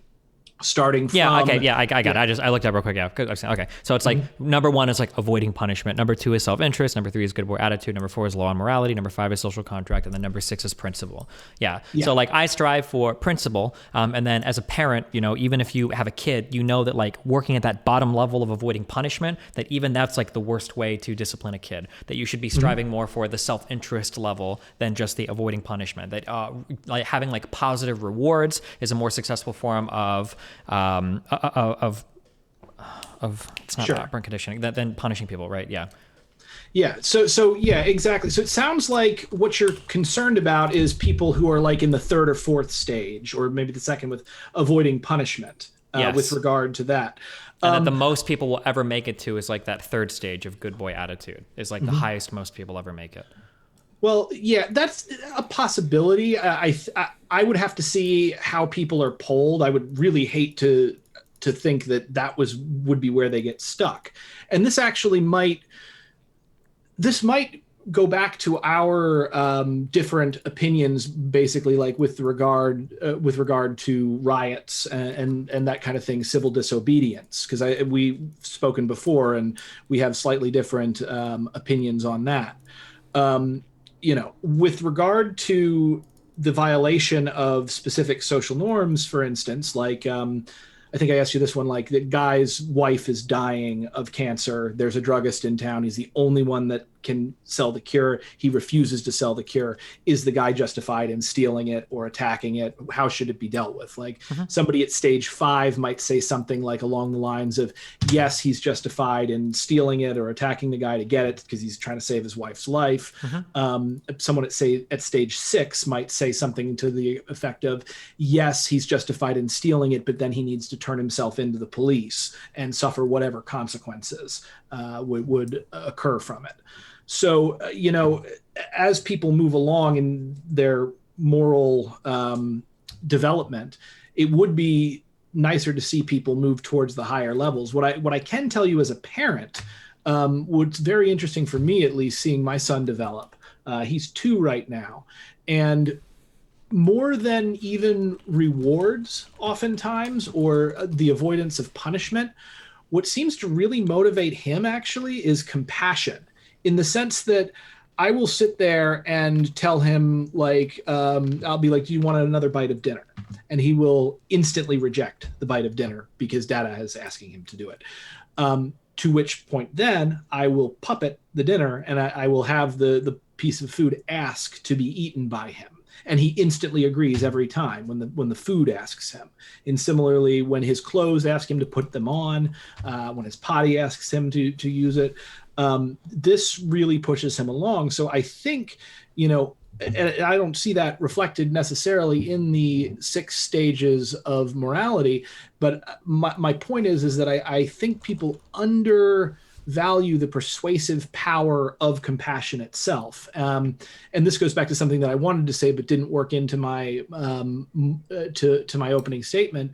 One of the other things that has worried me about the way in which you phrase your moral system is that it does leave compassion outside of the equation somewhat, or at least it is understated compared to the more basic stuff that I've seen you put out. Yeah, so the reason why I don't try to make compassionate arguments, or more specifically arguments of empathy, is because I believe that those arguments will fail a great deal of time, and I believe that there's a lot of, especially on the fascist side of things, there's a lot of arguments there that heavily rely on compassion or empathy. But the thing is that they're very selective of who they apply that compassion to. I think that my moral system should work with literal robots to some extent, in terms of they have zero empathy or compassion for other people. I'm a relatively dispassionate, unempathetic person, I would say, compared to most people, but I still think that I act in ways that's more, I think that more people would broadly characterize my behavior as generally more moral than other people that, claim to be very empathetic or very compassionate. Just because I recognize the benefit of having other people around me that are happy, healthy, being treated well, etc. So I typically avoid compassion for a couple of reasons, for 2 main reasons. So as I said before, one is that it's just not part of my system. I don't need compassion to come to what I consider to be morally righteous answers ever. And then 2, I believe that appeals to compassion are highly subjective and will get you to very bad places depending on whose compassion you're appealing to. So for instance, as a really good example of this, brown people are invading our country and they're stealing our culture and they're erasing our ways and they're invading and blah, blah, blah, blah, blah. These are appeals to compassion to some extent. Compassion for white people that have white culture or Western culture or whatever that want to maintain. So it's more an appeal to fear, but yeah, I take your meaning. It's an emotional appeal is what you're telling me. Well, you can argue it is one of compassion, right? When you let certain types of immigrants go into countries and erase those cultures, you're lacking compassion for the people that are already there, Like that's what those people would claim. Now, you might disagree with that because you personally find that to be uncompassionate. I would agree. However, those other people find those arguments to be highly compassionate. Compassionate is a very subjective emotion that hinges on a lot of other stuff, which is why I just totally avoid it. That's why I like the fact that with my moral system, if I could get somebody to subscribe to it on its face, they could absolutely fucking hate every black person on the planet, but still want to maximize their outcomes because it would create such a better experience for themselves. Yeah, so again, I don't think it would work in the way that you're saying it would with regard to a racist. As I pointed out, the problem with racism is it literally distorts your thinking. So I don't think a racist would be capable of seeing the benefit as long as they are as heavily racist as they are. I think it would super depend on the type of conversation, but I think that there are ways that you can appeal to that racism, believe it or not, I think to get people to certain answers that just kind of make sense in terms of this is something that will benefit all of us, even for when it comes to DACA kids, right? Do you really like the idea that we spent so much money educating all these kids and now we're going to send them back from Mexico to take them from us after we, right? These are arguments that I think are relatively effective on even a racist person. And they look at that maximizing the outcomes of everybody there. Whereas but are they effective? Because think about it. Think about how many Republicans actually voted for DACA. These seem to be arguments that Democrats and progressives think will move people on the right, but they don't seem to actually move people on the right. I mean, I don't have an international platform by which I can talk to every single Republican, but I think that I would have an easier time, and I guess I can cite myself. I mean, I de-radicalized quite a bit of people on the right and the left. So I think that I would argue that my arguments are relatively convincing, even for people that disagree with me. But I will say for sure that arguments that just demand compassion or empathy, I would say are wholly utterly ineffective because they seem to be completely incapable of penetrating somebody that just doesn't have empathy or compassion for a certain group of people. Sure, but I'll point out, do you seem to see the problem when you're making moral arguments, and you're making them as if you're talking to a robot?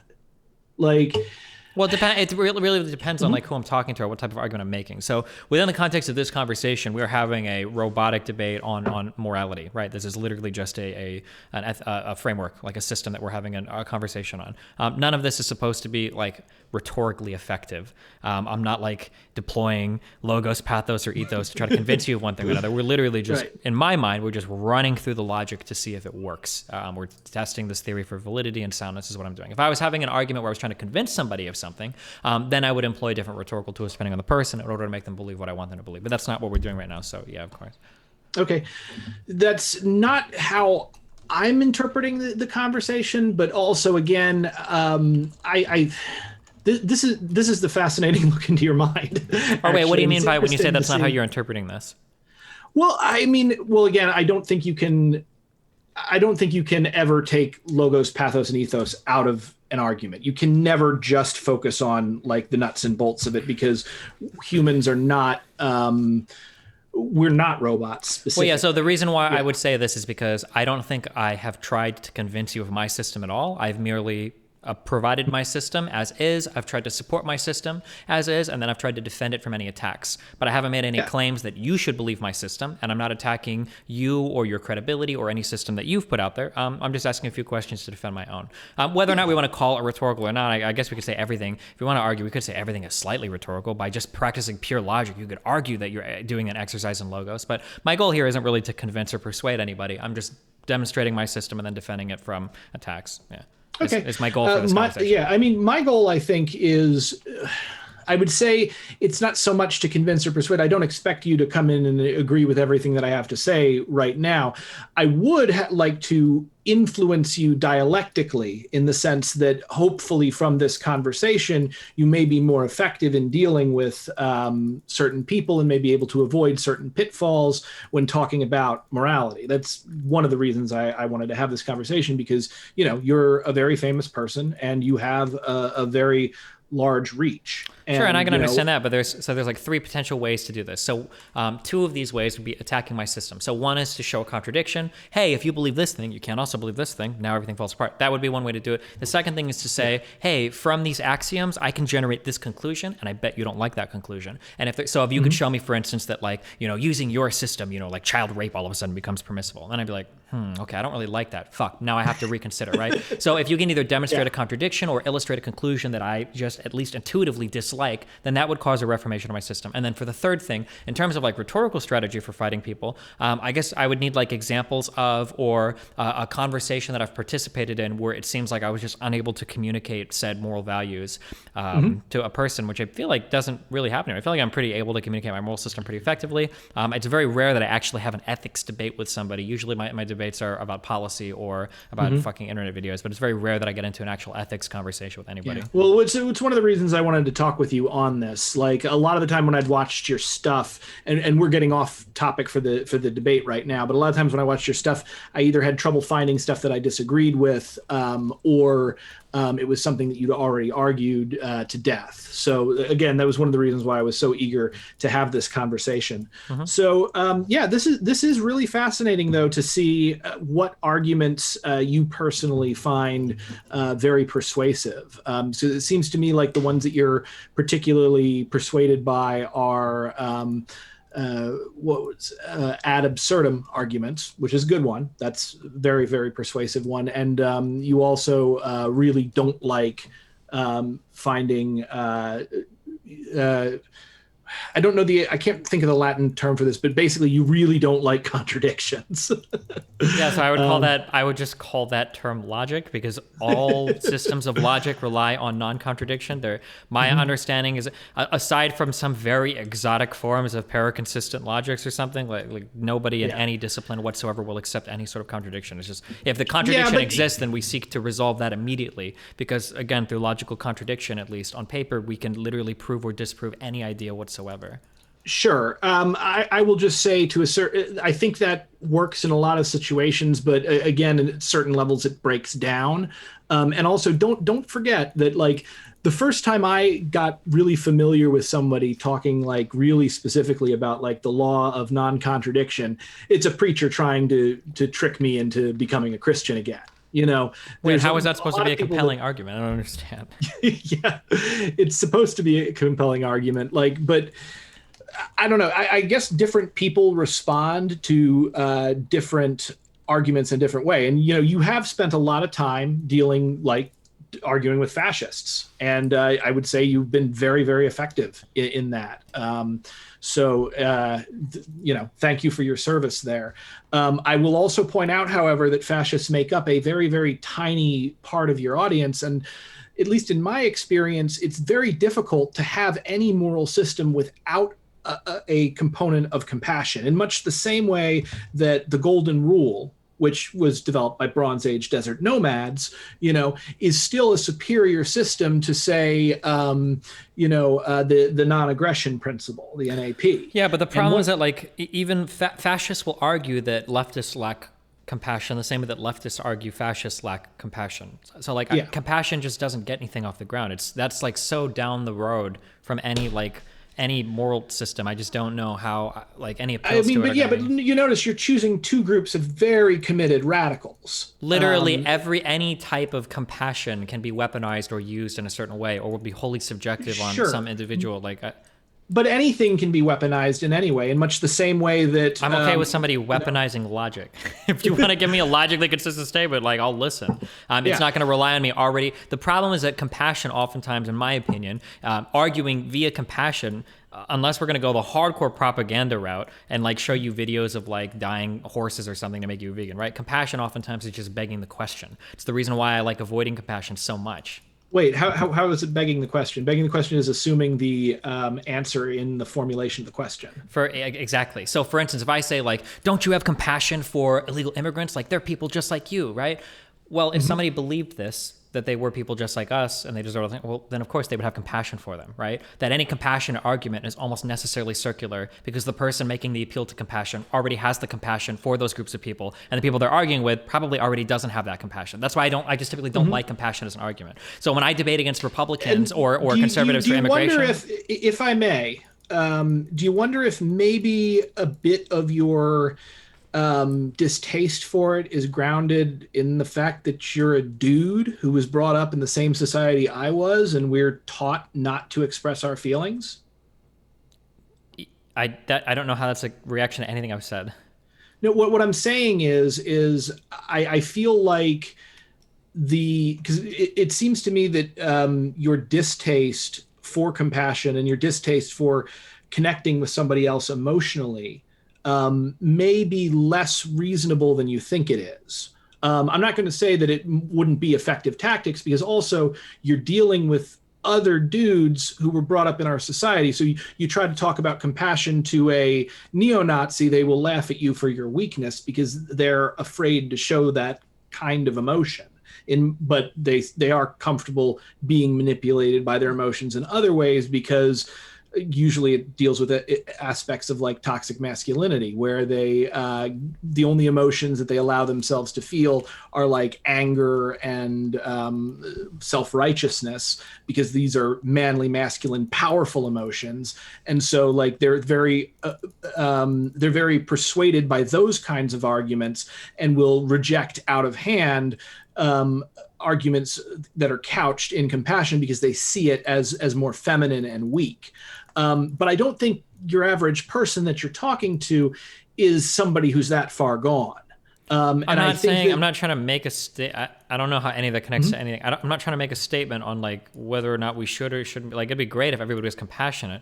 But what I'm saying is that if somebody already had compassion for a certain group of people, you probably wouldn't have to argue with them much about how they treat that group of people. It's hard for me to imagine that there exists some person that has a lot of compassion for Hispanic people that is anti-DACA, pro the wall, anti all immigration, like wants to kick all the, like, it's hard for me to imagine that person has compassion for that group of people. If they did, we'd probably already be on the same side.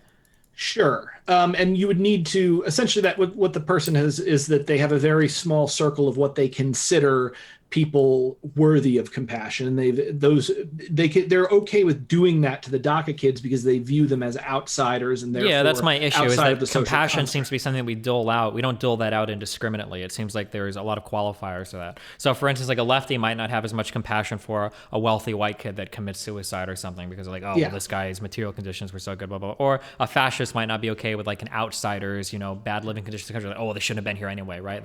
And for the record, though, I do have compassion for a rich person that commits suicide. I mean, again, this is a Buddhist thing, but I wasn't bringing up you. I actually don't even know if you're lefty or not. I'm not bringing up yours. I'm just saying that in general, I'm saying that we can have a lack of or a amount of compassion for widely different groups of people depending on where we come from. That's why I just don't appeal to compassion. Sure, but if you're setting up a system that you're arguing that other people should embrace, one of the major issues is that compassion is important in making those same moral judgments. So, that's what what I'm arguing is for you to make that statement. I can't just assume that statement to be true. You have to demonstrate to me what conclusion would I want to arrive at that I can't arrive at with my moral system that I need that I need a compassion to get to, and I don't know if I need compassion to get to anything of this. Yeah. So I mean, I have an example that I started to go into, and then I can see if I can attach it to your actual argument. Maybe we can continue this afterwards because I'm actually really enjoying this. But so essentially, with regard to compassion, that compassion is the reason that the golden rule is a better moral system, a better moral heuristic than the non-aggression principle. The non-aggression principle simply says, do not be aggressive, essentially. And it ignores a number of big problems. For instance, oftentimes both parties claim self-defense and both are actually right. A great example being like Israel and Gaza. So you can't take the NAP and go and solve that problem with the NAP. The issue with, and there are problems with the golden rule, but treat other people as you would like to be treated, or the Confucius version of that, which is don't treat others the way you wouldn't want to be treated. Yeah, so I think that even that rule fails fundamentally. I wouldn't agree with the golden rule. Well, yeah, I'm not saying it fails, and we can go into maybe why it fails. Well, I would argue that it fails because of because it relies on some kind of compassion, and I would argue that compassion is subjective. So two really great examples of this is I treat others as they like to be treated. A white person in the 1700s might say that like, oh, well, if I was a black person, I would understand it's my place to be a slave. Like, of course. So like I should be treated in this particular way. Or for a man and a woman who believe where man says woman is subservient to man, right? A man might say like, oh, well, if I was a woman, I would want to be treated as subservient because that's my job as a woman, right? That's why I think that these arguments kind of fail. Obviously it can go wrong, and those are ways people can think themselves around the problem. Well, you say go wrong, but I'd like to be clear, these haven't gone wrong at all. They're just using compassion in different ways than you are, which is why I don't like compassion. I don't think it's gone wrong. I think they're all using compassion just in ways that we would disagree with. No, I don't think they're using compassion at all in that sense. What I think they're doing is they're projecting their own wants onto that person in an effort to excuse what they already want to do. If you're engaging in compassion and empathy, what's happening is that you are actually taking the action of putting yourself into somebody else's head, seeing the world through their point of view. And certain people are better at it, and men are highly discouraged from ever doing it. But it's essentially, compassion might be the reason why, if I was trying to persuade you specifically, if I was the more I am able to project myself and see the world through the eyes of destiny, I will then know what arguments are going to be most effective for you. It's the difference between like compassion and empathy as a difference between like, I guess, more emotional caring instincts. It's like what you're giving me essentially is it's the monkey lifting the fish out of the water saying like, oh, get out of there or you'll drown, and putting it safely up a tree. The monkey's doing what's good for the monkey, but it doesn't have compassion. It doesn't have empathy. It doesn't understand. It wants to help the fish, but it doesn't really understand the fish because it's incapable of putting itself into the fish's mind and the fish's body to a certain extent. And I think that as a result, that evolved ability of humans to be compassionate towards others and to place ourselves into the shoes of other beings, to the point to where some people like throw out their old Game Boy and feel bad about it, even though the Game Boy has no feelings. I think that is one of the key evolutionary strengths and abilities that we have. And I think it's also really important for debate and rhetoric. Yeah, so I don't necessarily disagree, but again, I'm going to argue that I would say that you're talking around this a lot, in that all of every single statement you hear is I think begging the question. I think it all presupposes what a person means. Like, for instance, so when you say, like, first of all, we have to acknowledge we can never truly see through the eyes of another person. That's literally impossible. When we say that, what we really mean is we're trying to assume as many situations in our heads that we can write. But it might be fully possible that a racist man says, I totally see life through the eyes of a black person. I consider myself to be inferior to the white man. And yeah, if I'm a slave, that's just the natural role that God's given me to fill. And that person could be exercising compassion. Now, you disagree because you exercise from your perspective, but he would say you suck at it. And you have no way to argue with each other. That's my point. Your two views are incommensurate with one another. You have no way of communicating past your disagreements of compassion. Whereas I would argue that with my system, at the very least, now rhetorically I would approach it differently, but if we were to just sit down and write it out, I would win a debate in logics against him. I would say, well, from my position, I think that I can demonstrate better worlds for both of you that you could both exist in. Whereas for anyone else to rely on compassion, the other guy would be like, oh, I have compassion for people just as God intends to, and blacks are here to serve whites. That's my compassion, right? And you would just be totally lost. You'd have no way to communicate with that person. Well, again, I don't think people are primarily motivated by logic. Like I agree with that. That's not relevant to what we're saying, but I agree with that. Yeah. But yeah, so I guess what I'm talking about, though, as far as like any moral system that you have, I feel like if you completely remove compassion from the system itself, you can often get yourself into very serious problems. And, a big one that I had was in one of your videos, you mentioned that like if somebody was going into your backyard, like an angry old man's got a shotgun, says to the person, don't come into my backyard or I'll shoot you. And then the person comes in again, and that the old man would be justified in shooting him. And I feel like that's the kind of conclusion one can come to if they have a moral system in which compassion does not factor in. Yeah, but the problem is that I could weaponize compassion to literally argue both ends of that conversation. I could say that we ought to have compassion for the person that hops over a fence to go to the yards. You might have a number of reasons to do so. Like, it would be ridiculous to condemn this person to death or to punish this guy when he's just a guy that wants to wander through yards. And then much the same on the other end, as conservative, I could weaponize compassion and argue it's crazy that we would expect this man who owns some piece of property, literally like a cornerstone of the American dream, to have a piece of land that you call your own in the United States, to subject himself to the intrusion of another person repeatedly over and over again without him being able to exercise his most fundamental right and just protecting his small corner of the world that he calls his own, right? I could use compassion on either end of that argument, and this is why compassion just doesn't work as a motivator. But the moral system isn't being used by someone outside of this. It's being used by the people within the actual disagreement. Sure, regardless of who's utilizing a particular moral system. I'm just saying that compassion there can argue. I can literally, you can give me any possible problem you want, hypothetical or not, and I could show you how you could use compassion to argue both ends of that, which are wholly unsatisfying to me. Whereas I think on my moral system, if you give me any question, I can show you, I can demonstrate what I would say should be right or wrong in every circumstance, not from both ends, but I should be able to determine somebody who is more morally in the right versus somebody who's morally in the wrong. I mean, you may be able to do that, but again, I think the point here is that it's important when people are making moral decisions and trying to use a system to make moral decisions that they actually engage their empathy to a certain extent for the person that they are dealing with. Yeah, but then I just demonstrated to you that like I think you can use that compassion in ways that will give you conclusions that you don't like. You can literally weaponize absolutely anything. But then I would ask you to demonstrate that. That was one of the two initial points I gave you. If you can show me, so either one is a contradiction or two, if you can demonstrate to me a conclusion that I intuitively just don't like that stems logically from my moral system, then it would force me to reconsider. Okay. Can you give me an example?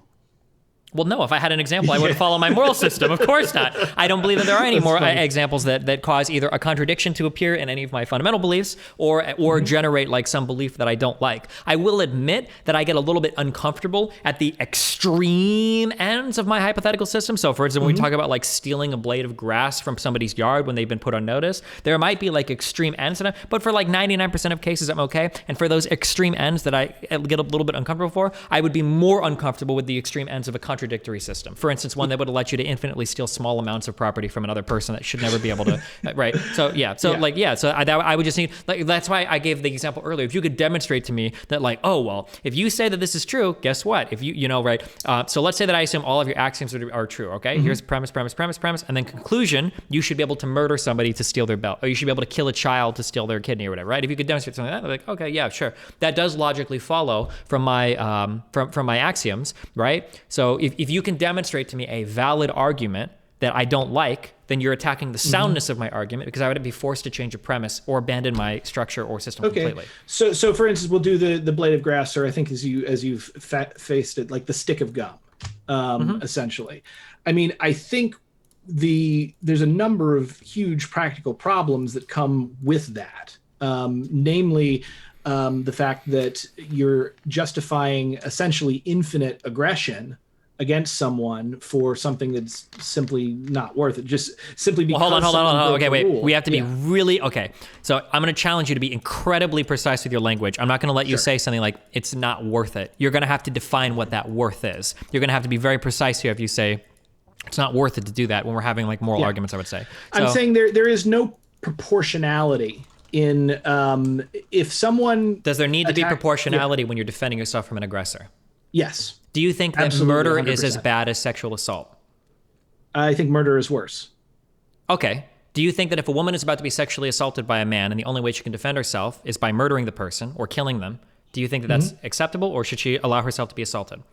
I think that it would be acceptable in the sense that because she doesn't know what else that person is going to do. Let's say that she knew 1,000,000%. It was a person that he actually says it, and he says he commits himself. He's a logical machine.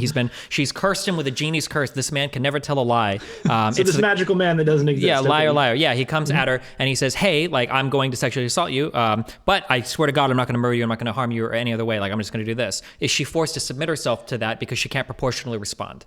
So I'm not going to answer for a woman on this because I don't know what women deal with, but I can for a man. I'll answer for myself. And No, wait. I don't accept an answer for yourself because I don't care, because now we're moving away from a moral framework to, well, what would I personally do? Which is, remember earlier in this debate, we are separating out behavior from systems of ethics, right? I don't care about like an individual's behavior. For instance, I would probably never kill somebody that would steal almost anything of mine because I'm wealthy. I can just replace it. I don't give a fuck. Yeah. Even if I subscribe to a moral system where I say, well, maybe I have the right to do this, I would never do it because it's just not worth the trouble. Even in the legal system, none of that is worth it. So I'm not talking about your personal behavior. All I'm getting at. This is what I'm going to say. I don't think someone who is raped is justified in killing. I would understand if they did. I wouldn't condemn them, but I don't think it's, if you know beyond the shadow of a doubt that you will not die, you will only, be violated for a certain amount of time, then killing to prevent that, I think is a greater wrong. I think it's out of proportion. Now, that does not mean that you can't fight back. That does not mean that you cannot injure them. Well, but you might incur further damage to yourself by doing that. Yeah. But so that's a type of conclusion. I wholesale reject that. I would not place that moral responsibility on a person that's being aggressed on a victim. I wouldn't argue that a victim can only respond proportionally to somebody else that's violating their autonomy. That's like a conclusion that I just wholesale reject. So I feel like you're unfairly, and ironically, you're unfairly appealing to compassion there. No, actually. So again, if I ever make a moral statement, I will run it all the way back. So we can run this all the way back to my moral system. Okay. So wait. Hold on. I have to respond because you just accused me of basically just word vomiting out like some appeal to emotion. I'm not. So morally, I exist. I have an experience, and I want to maximize my experience. Okay. Other people exist. They have an experience and they want to maximize their experience. Part of me maximizing my experience is not being raped, okay? Or being sexually assaulted, okay? So on the other system, humans synergize to create a better experience. And if I help others maximize their experience, they will help me. Assuming we all share moral systems, we will all synergize with each other. If this person is trying to violate my autonomy, they've demonstrated to me that they fail to adhere to those three principles. They're not worried about the synergism of humans working together. They're not trying to maximize other people to help their experience. And they're not sharing a moral system with me where we synergize each other's experience. So I can go ahead and exclude them from my moral system, and I would be able to practice some form of lethal self-defense if I needed to because of their rejection of my moral system. Nothing that I've said here whatsoever requires any appeal to compassion or anything like that. This fully follows, I believe, from my moral axioms.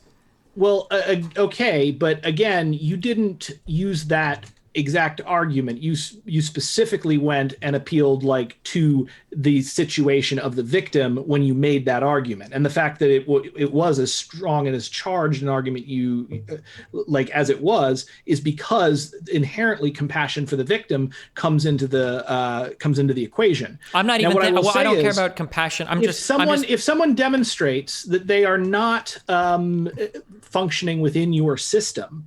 Again, I don't think that just because they have rejected the social construct that you have projected onto the world through these logical suppositions, I don't think that means that you are justified in ending their life, even if they are violating that. There was a great debate. Well, hold on. To be clear, just to be ultra clear, okay? I'm not arguing whether or not you should or shouldn't kill somebody. That was the example I used. But that's not what I'm arguing. What I'm arguing against is you seemed to give me this qualifier saying that if you respond to something, it must be proportional. I disagree with that. And I think that most people intuitively would also disagree with that. Even if they haven't explored their fundamental moral system, I think that most people intuitively would not agree that that these types of responses need to be proportional. I would argue intuitively, most people feel as though the aggressor probably deserves some level of disproportionate response, especially if it's done in defense. I'm going to disagree entirely. Our whole justice system is based on the idea of proportionality. When I'm not talking about justice system in terms of retribution or in terms of rehabilitation or any of that. I'm not talking about justice. I'm talking about the prevention of somebody doing something to you. That if somebody is coming to you to do a particular bad action, if somebody's aggressing against you, you don't have an obligation to respond proportionally, and you should be able to do whatever you need to keep yourself safe. I think any world that uses that as their ethic is going to wind up with a bunch of people being killed who didn't otherwise need to be killed. Okay, and I will argue that your system will end up with a bunch of people, killing and sexually assaulting people because they know that they're not going to be punished heavily for it. If the person they're attacking is sufficiently small enough or disarmed, then they know that nothing really bad is going to happen to them. Look, I'm gonna say right off the bat, I think that that's a very limited way of looking at this. We also know that stuff like, for instance, the death penalty is not a deterrent. Death penalty is not talking about the prevention of a crime. That's the punishment of a crime. With my form of justice, I don't believe in retribution or justice at all. I only believe in rehabilitation. That's something completely separate. I'm talking about looking at somebody. We can call it the NAP if we want, the non-aggression principle, or whatever. I'm talking about if you have a victim or a potential victim, if you got somebody being aggressed on by another person, that person can respond with whatever means necessary to protect themselves from being aggressed on. They don't have an obligation to meet it with proportional force. They should be able to do whatever they need to keep themselves safe. Yeah, I think that this has very serious implications with regard, if we take that as our operating principle, you essentially allow infinite retribution for any perceived crime. To be clear, one more time, I'm not talking about after the fact. I'm not talking about retribution. I'm talking about the prevention of somebody. Okay, so any level of force is So again, let's take Israel and Gaza. A couple rockets get fired into Israel. Nobody dies, or maybe there's some stuff. So then the IDF comes back and blows up a bunch of hospitals. That's retribution. I'm not talking about retribution. So for instance, let's say somebody is coming to sexually assault you, okay? I would say if the only way that victim can protect themselves is with lethal force, they can kill the person.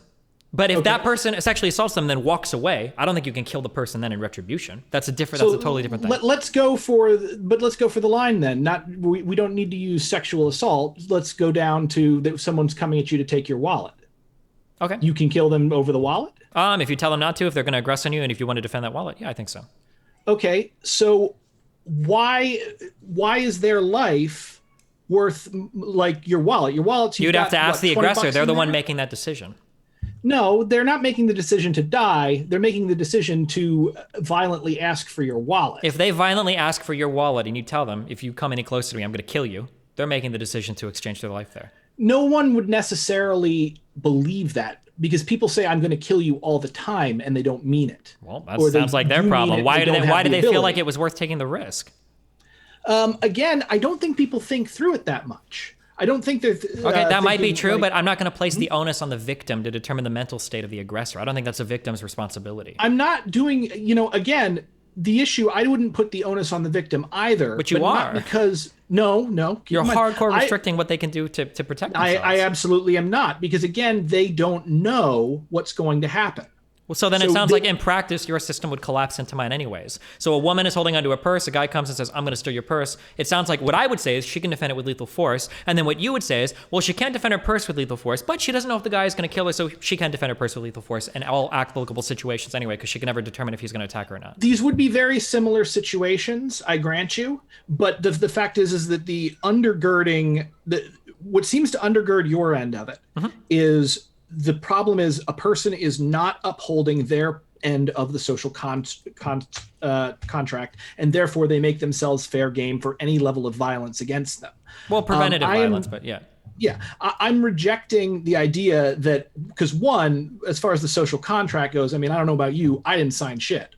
And I think you do. I think you're compelled to, so long as you participate and reap the rewards of society. I think you necessarily have to buy into it. If you're compelled into a contract, then it's the contract itself is null and void. Absolutely not. As long as you continue to reap the rewards of said contract, you are compelled by force to adhere to that contract. So, for instance, when the federal government comes... That's a very Hobbesian way of looking. It may or may not be, but if the federal government comes to me and they say, you need to pay taxes, I go, well, I didn't consent to any taxes in this system. Well, of course not. But I live in a society where I reap the rewards and benefits of all the systems that the government has created around me. So if I'm going to continue to reap the rewards of living in said system, then I need to do whatever that system demands or compels of me to contribute back to that system, such as paying my taxes. Yeah. So I'm going to disagree with that fundamentally. I think that, and I will go as far as to say, yeah, they're right when they say taxation is theft. Property is theft. All property is theft, but taxation is as well. Now, do they get a say in it? No, because guess what? The state controls everything. And, if you don't want something worse to happen, you might as well pay your taxes. I also think that taxes are good generally, and it's actually better that we are compelled to pay them than they wouldn't be, because if you look at like failed states in Latin America, the voluntary taxation ironically makes the government worse. Wait, how do we say that theft is? How can you have a position where you say theft is good? Theft is not so, why theft is good? Because theft is opinion. It's not theft is completely subjective. Like, what do we? Well, yeah, okay, wait. Let's just go there. Mm-hmm. How do you define theft? What is theft to you? I mean, theft is the unlawful or ignore. I'm only talking of some property. Yeah. Okay. Yeah. Well, you're begging the question. Theft is the immoral taking of some property. Why is it immoral? That's what I'm asking for. Well, because that's the definition of theft. Well, but as far as why is theft immoral? Or do you have a reason why you feel that theft is immoral? The only thing that I could say, I would personally, speaking for me, I would say theft is immoral because it harms the person having something stolen from them in ways that not just being deprived of the property, but also the psychological harm of being put in that situation. So is theft only immoral in cases then where it harms the other person, or?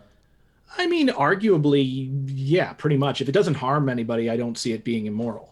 Okay, but just for the record, so I would consider theft to be taking something by which someone else has the right to without their consent. That's what I would say. Sure, that's a perfectly fair definition. The issue is that it's entirely subjective who has a right to what. But I wouldn't say that. So, for instance, in society, right, money is literally created by the government. The government, through democratic means, has processed an established process by which they have the right to collect taxes. So, when the government comes to me to quote unquote steal my money, it's not theft at all. The government has a right to that money because the government has laws by which it can levy taxes against me and collect taxes from me. So I can't call that theft. It's not taking something that belongs to me. But the only reason the government has the power to do any of that is it conquered this territory with its military and is able to...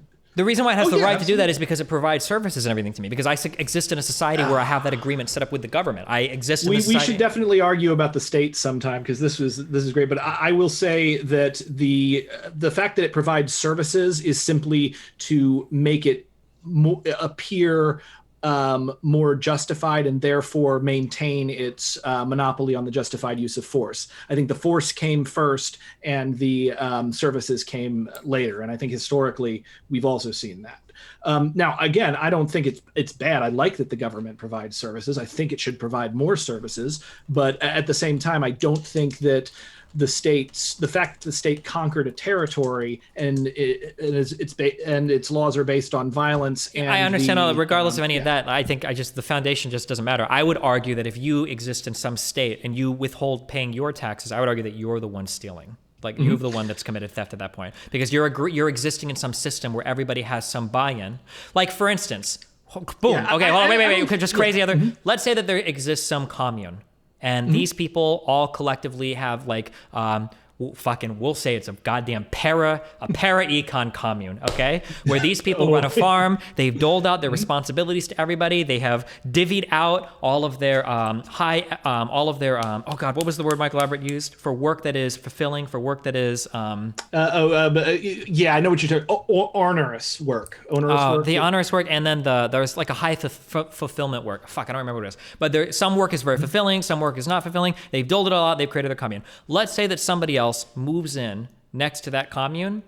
Oh, empowering work, yeah. Somebody moves in next to that commune and they see that there's like a whole bunch of fruit that exists there. Well, let's say they move in, they set up like their little house and everything and they're cool. And let's say that they just walk over every day and they start picking some of those fruits.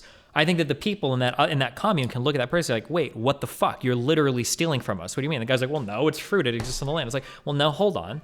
All of us are allowed to take of those fruits because we all have a shared agreement with one another that allows us to, put in some amount of work in society and then reap some benefit from society. You can't come and just reap the benefits of society without putting anything in. That's not fair. That's not part of the agreement that we have here. Yeah. Well, what you're essentially saying is that the ownership there is generated by possession and use, which, by the way, most anarchists, myself, would agree in a human term. However, let's just zoom that out a little bit and imagine an alien race came here and watched that happen. They don't know anything about human custom with regards to what belongs to one person and what doesn't. All they see is, oh, those people are eating the apples, and now that other human is eating the apples. Interesting, because again, theft is subjective. It doesn't exist within reality. It only exists within human minds. It super depends on how we define that, because we might be able to really ground that out in some physics argument. Interesting. Some creatures have expended some amount of necessary energy to create some structure, and now another creature that hasn't invested any energy into the creation of that structure is now partaking in it. I'm sure that there are ways that we can make alien creatures understand theft. If we consider that all alien creatures. I mean, think about the squirrel stores up a bunch of nuts, and then a freaking squirrel or another mouse finds the store and eats a large portion. The squirrel probably consider that theft. They're not going to share that, right? Well, they're not going to share it, but a squirrel doesn't really have a concept of theft. Maybe not. Sure, but I mean, we would say it's the squirrel might not. But again, squirrels aren't moral agents, I guess. We're not putting them on the same. Yeah. So because morality is a human thing and applies strictly to humans. So as I'm saying, theft is objectively the same. Property is theft. Having something be your property and having something stolen from a objective standpoint is exactly the same thing. These are dependently originate concepts because they both arise within the human mind as opposed to within nature. Okay, I don't necessarily disagree, but awesome. So that was fascinating. What the hell are we talking about again? James, this all came from the proportionality conversation, but the proportionality. I guess what I'm saying is, where are we at? Are we good? If you guys are ready to go into Q&A. I kind of want to dive into the proportionality, but are you okay with the Q&A, or do you want to jump in? Whatever you want to do. I'm just chilling. I already ate my pizza, so I'm good to go for the next 6 hours. I was a little worried you were going to show up with a pizza. I ate beforehand. Yeah, it would have been funny. So, all right.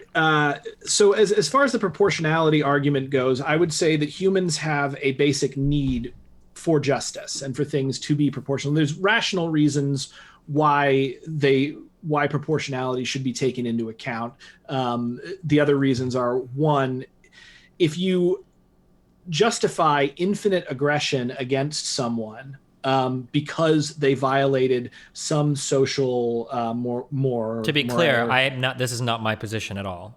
There's a very clear difference between the prevention of aggression and the punishment or the retribution of aggression. I don't believe in punishment or retribution or justice. I throw all of those concepts out. I think they're all silly. I only am talking about the prevention of somebody violating you or your autonomy. Okay, so it's purely in the prevention. I think that by, again, justifying infinite violence within the context of preventing something negative from happening to a person by someone who has violated the social contract, I think what you're opening the door for is for a lot of people being killed by accident because what's happening was misinterpreted. And we see that. And I think you're also opening the door for bad actors to specifically bait people into breaking the social contract specifically so they can kill them. So for number one, I don't think that, I think it's generally pretty clear when somebody's trying to steal your shit or threatens great bodily harm against you.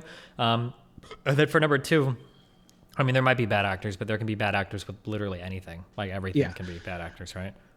Yeah. I mean, so I was mugged. I was attacked and beaten in the face with a pistol by two guys. It hit me about 5 times. I actually, dropped my keys. Car door was open. They could have taken my car. They could have taken my keys. The way I dealt with it, because at first I was about to start fighting them, and then I realized, oh no, that's a gun. New plan. And the way I dealt with it was I appealed to them on a personal level. In fact, I basically yelled at them like, what the fuck, asshole? What are you doing? What's wrong with you? And this actually caused them to take a step back and to kind of realize, oh, I'm actually in this situation. They were younger than me when they attacked me. Eventually, they demanded money. I had about $600 in my wallet, and I snaked my hand down. They got $20, and that way I could still pay my rent the next day, and ran off. And I've had conversations with a lot of people over this, and some people have been of the mind that, if you had a gun, you should have killed them. And the thing is that I realized, one, in that situation, a gun actually wouldn't have helped because they totally had the drop on me. So if that gun had been loaded and I tried to draw on them, they would have shot me before I was able to. But the other big issue of it is that, these are 2 kids. And they're making a mistake. They got $20 from me. It's not really that big of a deal. They injured my face, and I had some PTSD for about 2 to 6 months afterwards. But I also think back to what would have happened if, let's say, I had been armed and had killed them both. And what effect would that have had on their families and communities? How many people would go and suddenly their brother went out to hang out with his friend and he didn't come home? And ultimately I would rather them get away with the $20 and have a chance at redemption later on. And what if they would have killed what you? They did was wrong. Say what? What if they would have killed you? Well, exactly, but they didn't. Well, but we can't argue from one example, right? Because I could literally make infinite moral arguments from one example. Yeah. But what if they would have killed you? Would you be in a completely different spot at this point? Because what you're arguing, I've heard a million conservatives argue from the opposite end. Mm-hmm. Somebody tried to kill me. I had a gun. I pulled it out and I killed them. And thank God I'm alive today. My family's not deprived of my existence just because some robber wanted to mug me. Yeah, and which is why I say you are authorized to deploy deadly force in situations where you being killed is a possibility, as opposed to because you don't know if you might be killed or not. If I had drawn on them and I had killed the both of them, even though they maybe never would have killed me, maybe the gun wasn't even loaded, I would have been justified in that situation because of acting on the information that I had. However, acting purely on the fact that the social contract has been violated and that justifying the use of deadly force is something that I think it's a subtle but very important distinction between our 2 approaches here. And I worry that yours, using simply the violation of the social contract, is going to have a lot of really, really negative effects down the line, both for making the actual decision as to when you want to engage in that kind of thing, and also for what effect it would have on the society overall. Yeah, sure. And I would argue the same, but I would just argue in reverse to yours. Like, I'm okay with people infinitely defending themselves from muggers. I'm not okay with people being infinitely mugged. Mm-hmm. Okay. Well, infinite mugging then. Nietzsche's eternal recurrence. Just keep going back to that moment. That'd be horrific. All right, so James, we've hit a point to agree to disagree. Do you want to move into the Q&A? Stoked for it, and want to remind. Oh, had myself on mute, and we're going to go into the Q&A. Thanks everybody for your questions. Want to remind you, if you love long form content, which you must if you're still here, it's been a great one. Want to let you know that we at Modern Day Debate are now on podcast, and so if that's useful, we hope that it is. And so pull out your phone, find your favorite podcast app, and find Modern Day Debate. As we've been encouraged, I always tell people, when I started, I was so afraid nobody would use it, but I've been encouraged that people apparently have found it useful. You know, long drives, cleaning around the house, you name it. And so with that, thanks for your question. Thanks for your compliment. Frankie Dryden says mayonnaise. That's my girlfriend's nickname for me. Skinny Pete, thanks for your question. Says, is Destiny willing to debate Hogan on Marxism versus capitalism? I don't know who that is, but sure. Juicy. And Benjamin Skills says, anybody, let's see, looking more for more serious questions. Robert Bates says, you're wrong. Gödel showed that any consistent system that can express specifically arithmetic must contain true statements that cannot be proven. Yeah, that's both. It is both. So that's just the positive way of saying the other thing. But yes, the implication from it containing true statements that cannot be proven also proves that that any axiomatic mathematical system contains both, or it's either incomplete or contradictory. No, I just have to totally reject that. Just because there might be true statements, that's a non sequitur. Just because there might be true statements that can't be proven by some system does not mean the system necessarily contains contradictions. That just logically doesn't follow. Again, I take it up, and there's two. I'm sort of condensing because there's two separate incompleteness theorems. But I would say it's how Gödel proved it is what he's referring to, where essentially what they found was they made a statement that was by definition, like logical definition, true and unprovable, and then expressed that statement as a number and or as an equation, and thus basically, because they found this thing that essentially was a statement that was both, that had to be true and unprovable. They knew that essentially they had what was either an incomplete system or a contradictory system from that.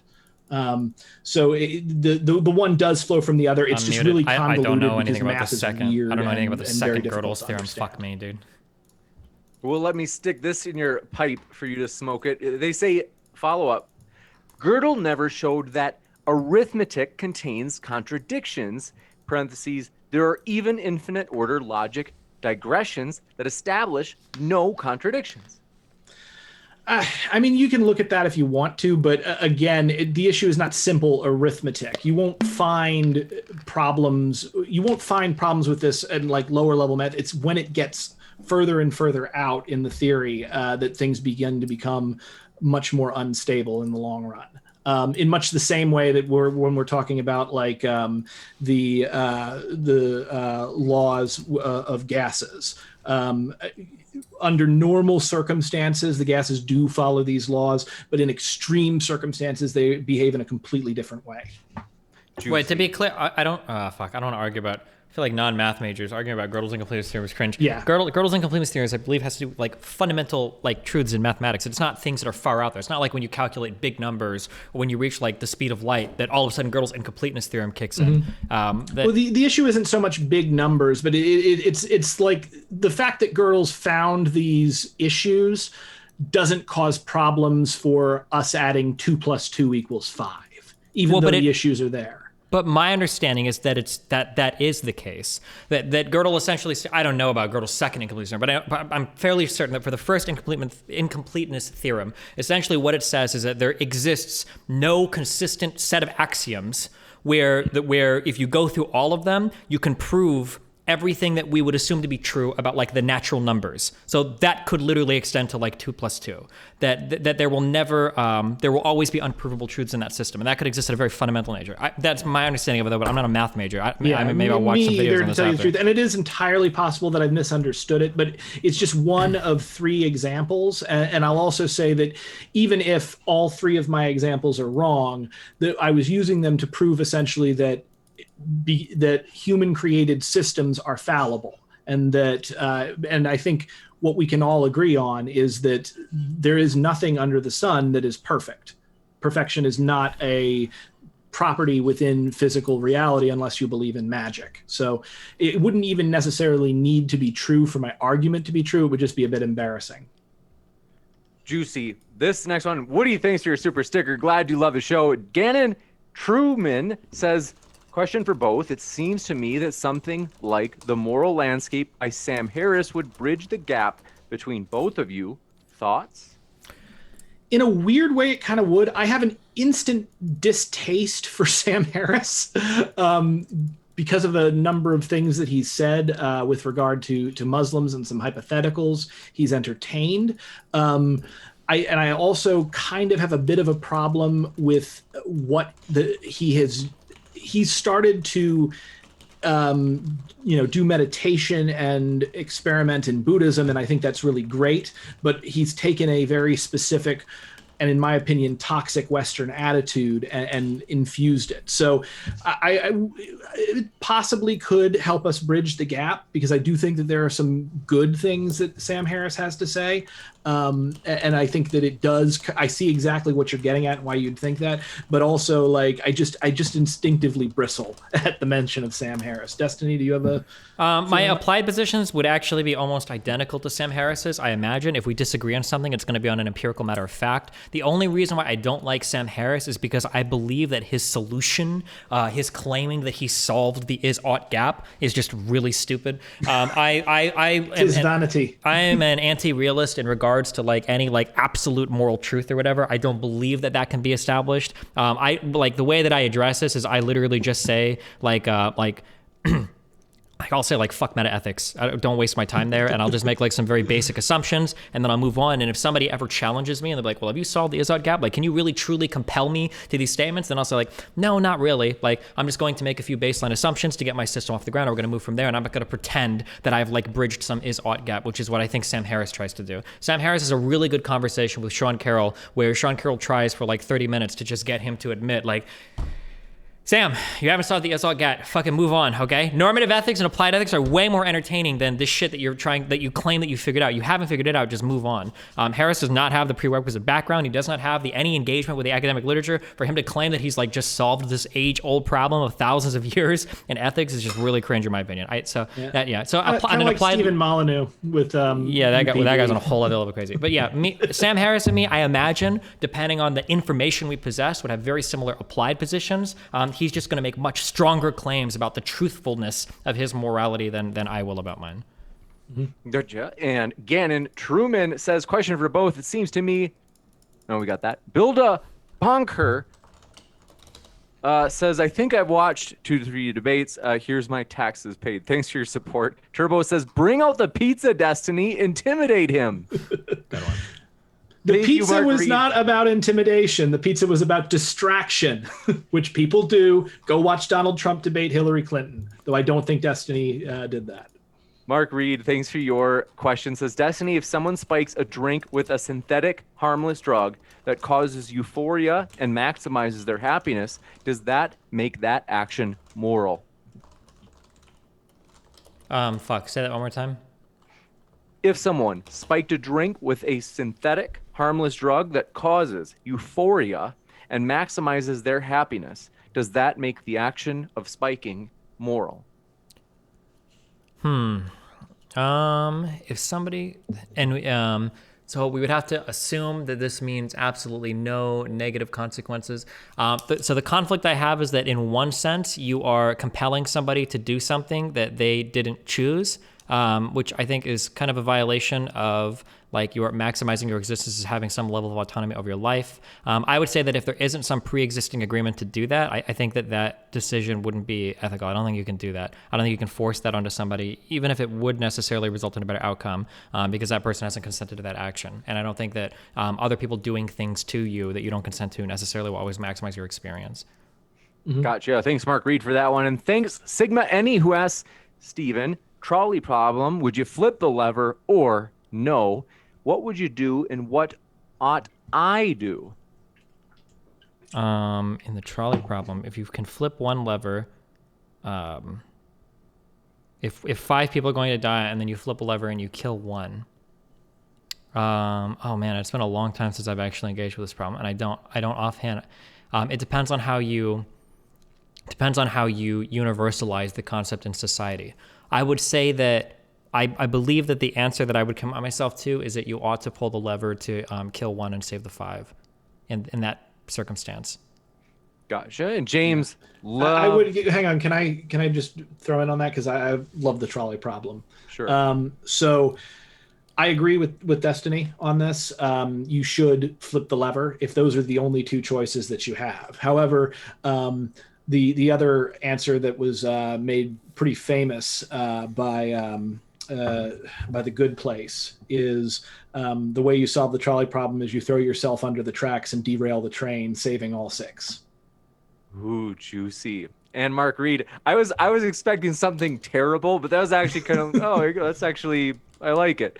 Mark Reed, thanks for your let's see, or James Librato, sorry, said, if people are weaponizing compassion, that doesn't somehow mean that compassion itself isn't part of what it means to be a moral person. It's not possible for someone to be compassionately immoral, quote unquote. It's a good point. Yeah, I mean, I totally disagree. There's been plenty of compassionate people throughout history that have been immoral. There's been a lot of people driven by religion, driven by racism, driven by bigotry that have been like relatively good and compassionate people in all senses of the words, but they have some corrupt ideology that just leads them down to making like bad decisions. Like I'm sure there were is that because of the compassion or in spite of the compassion? It could be because of the compassion. I'm sure that there are some people that legitimately thought that they were building a better, stronger Germany while they were executing the Jewish people. Yeah, but again, that's not compassion that you're. It's not compassion because you disagree with like, it, but I'm sure to some of those people, they absolutely experienced compassion. Compassion is highly subjective. Can you define what you mean by compassion, by the way? Because the definitions I'm getting just seems to be a little fuzzy from the way I think of it. Sure. So my understanding of compassion is going to be relating to another person's experience and then understanding that they might have some level of suffering and then trying to alleviate said suffering. Okay, yeah, that's not what I would. That's what happens like often when someone is feeling compassion, but that's not actually what I would define compassion as. So we've actually been arguing about a word that we're defining 2 different ways. How do you define Next compassion? up, Wait. Well, how do you define compassion? I have to hear that now. I would define compassion as the act of seeing the world through someone else's eyes and feeling what they feel. How is that different meaningfully from what I just said? Well, you specifically defined it like more or less as taking an action based upon you kind of put it in the realm of action, that taking an action based upon emotional feelings you have towards a person, as opposed to understanding them and understanding where they are and where they're coming from, feeling connected to them because of that understanding. So, and this was what was strange when you were talking about somebody like having a compassion for a black person who obviously seems to think that they are inferior to white people. What's the difference? What do you recognize the difference between compassion and empathy? I think empathy leads to compassion. So that there's a different. Empathy is kind of the ability to see the world from somebody else's perspective. Okay, I agree with what you said. But empathy leads to compassion, but your definition of compassion is more or less what I would call empathy, and then I would say that definition of empathy leads to my definition of compassion. So empathy is I would say you can have empathy without compassion, though. For instance, if you're a sociopath, you can be empathetic in the sense that like you can see the world through somebody else's eyes and figure out the best way to manipulate them. It's the difference between understanding and then the connection between you and them that occurs because of that understanding. Okay. This one coming in from Will Stewart. By the way, I want to remind you folks, both of our guests are linked in the description. Highly encourage you to check out those links. We really do appreciate our guests. And Will also, Stewart says, again, as far as compassion goes, please, please, please, if you've got anything, even $1 or a share, they're a long way. My friend's sister who needs the heart surgery, they're a long way away from their $75,000 goal. Anything you guys can do would make such a huge difference for them and their family. So please, thank you. You got it. Thanks, Brenton. And thank you, Will Stewart, for your question, which is, Brenton, can you demonstrate how your morals based on compassion deal with a man who breaks into your house to steal food for his family and then kills yours in the process? Why is your family do more compassion than his is? Okay, so if someone breaks into my house, I'm going to be, first of all, I would hope that it doesn't escalate to the point where he's killing my family just to steal some food. And in fact, if the guy knocks on my door and says, I need food, can you please help me? I'm just going to give him food.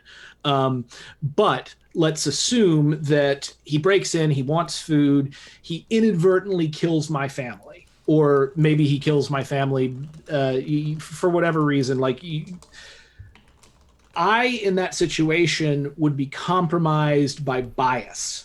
And my ability to feel compassion for him would be thrown completely out the window because of my duty to my family. So I might act in a completely different way than I would normally say is ethical. And we see this all the time in fiction and in great tragedies and stuff. It's when a person has some horrible circumstances befall them that then compromises them. It's also the reason why we don't allow people who were mugged to sit on the trial, to sit in on the jury of the person that they're mugged. You can't make that decision. So, I would say that in the event that something like that happened, I would hope that my compassion, both for my family and his, would supersede any kind of driving revenge that might be instinctively coursing through my body. But I would not hold myself accountable necessarily for that intense instinctual desire for revenge, because again, that's also part of being human. So, if society needs to hold me back and restrain me from taking revenge, I would say if I were in my right mind, which I cannot be in that situation, it is right that I not be allowed to go and attack that person or torture him or kill his family. We have systems in place to deal with this because those who are wronged cannot be judge, jury, and executioner, and we've known this for hundreds of years at least. Okay, wait. What was it? What was the question to that? It was. Yeah, it was kind of phrased a little like, anybody ever want to look more like? Do it.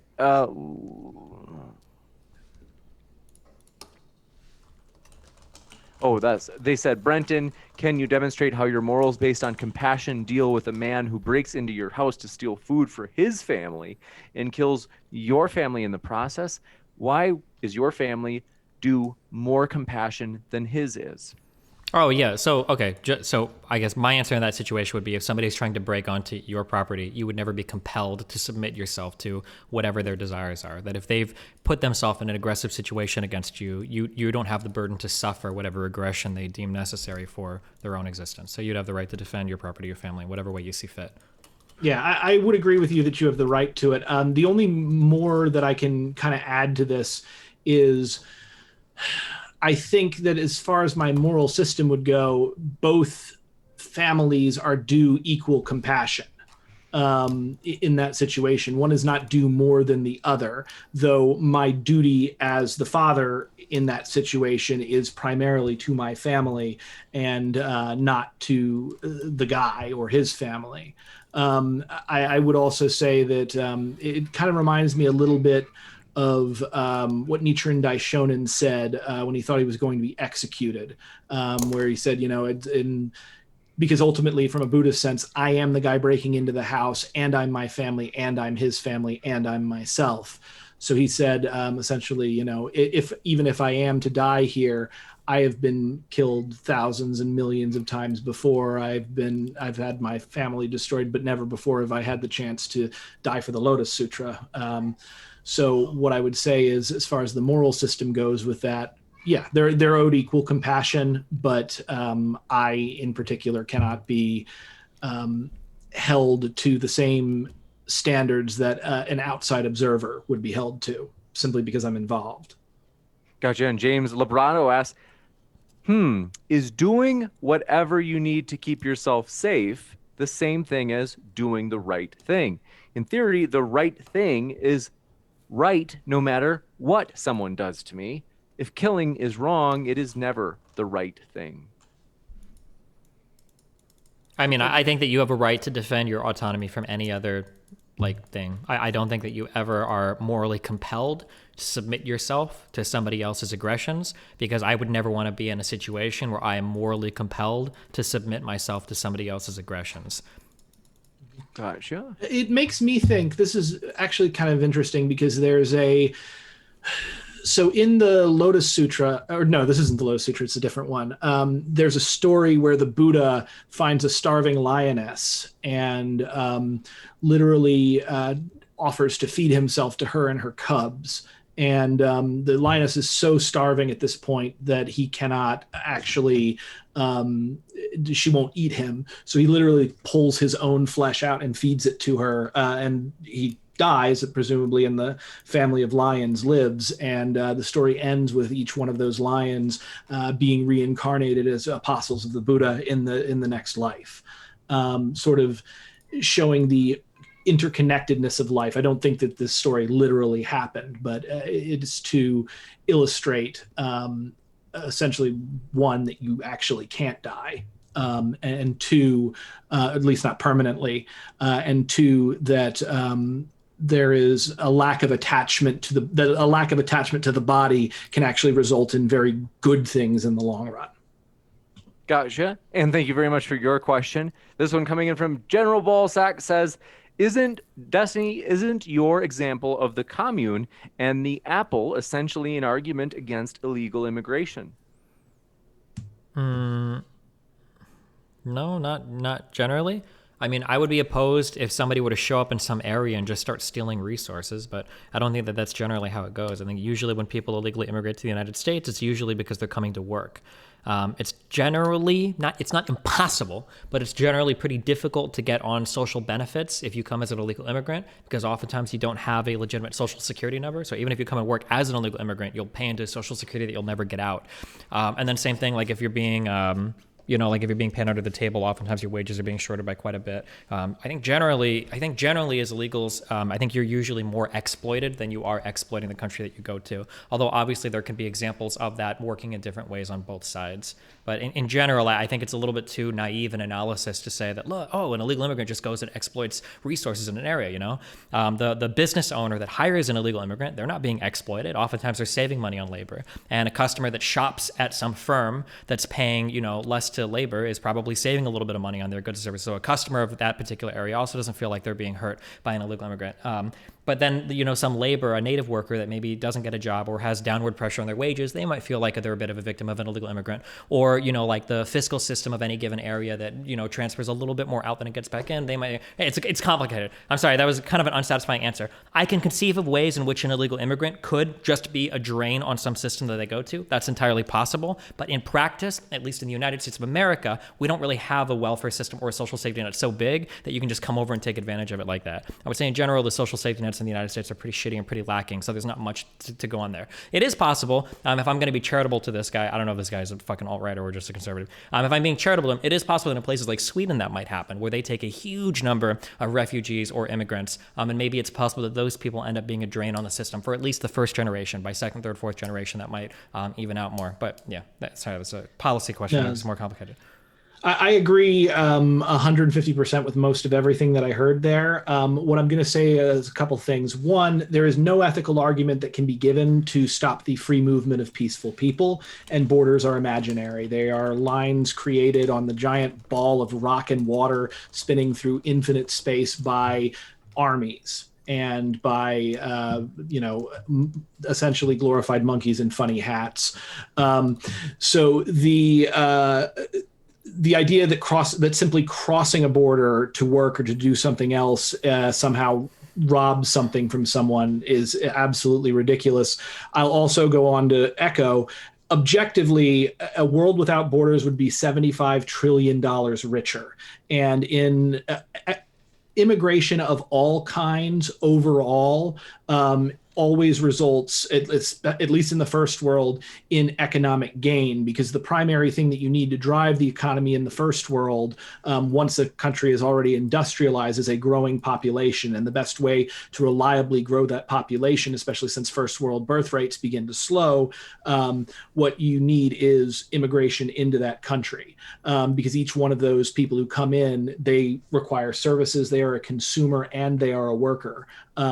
So as a direct result of that, they simply contribute much more. So this would be basically as if we were to put this back to the analogy with Destiny, the illegal immigrants would be like if someone snuck in and added 50 apples to Destiny's pile after taking one. So yeah, I don't think you can use that as an argument against immigration, but people will lie to you about it and try to make you believe that immigrants are coming here to steal your stuff. They're not. They're just people. I think to be clear on those 2 points, you can give ethical arguments against illegal immigration. If illegal immigrants were to come and be a net drain where they live, I think that would be a decent ethical argument against it, right? If somebody's just moving in and taking from your society, I think that would be. Well, the free movement of peaceful people is the issue. Why do we say free movement of people? Are we begging the question? What is free movement of peaceful people? If you move into an area and you begin taking those resources, that's not peaceful people. That's essentially resource theft. Yeah, because if you come into an area and start stealing, but people don't do that. Well, I'm just sorry. The statement that you gave, there can be no ethical or there is no ethical argument that can be given against illegal immigrants. I can think of tons of ethical arguments. No, I said there's no ethical argument that can be made against the free movement of peaceful people. There is an ethical argument you could make, for instance, about stopping an army from marching. Well, but like even if it's a ton of people and they come in and they don't work and they start like leeching off a system or whatever and hurting the natives there, I think you can make an ethical argument against those people being, even if it's free and peaceful, right? Well, you just pointed it out. It's not peaceful if they're causing problems for everybody there. I would say that in the event that they come into a society and a large influx of refugees causes big problems that actually materially hurts people within that society, you could make an ethical argument against that, but that's not the reality of immigration, legal or illegal, at least not in the first world. Okay, and then I would push on the second thing. Borders are imaginary. I think borders are very real. I think that we recognize that there are a lot of activities and behaviors that can stem from, or that are downstream from whatever country you exist in, right? So for instance, if I go to apply for a driver's license or try to buy a piece of property, whether or not I'm going to be able to do that is going to be a function of what border I exist in and what right I have to be there. Certainly. And why is the border there? Because it's the way that we've chosen to organize ourselves. And yeah, well, I would say that's what the state has done. But yes, so you can say that we have, let's take the criticisms of the state and its total, unrespectability out. Let's assume that this is simply the society that we have built and we have all agreed to operate by these rules.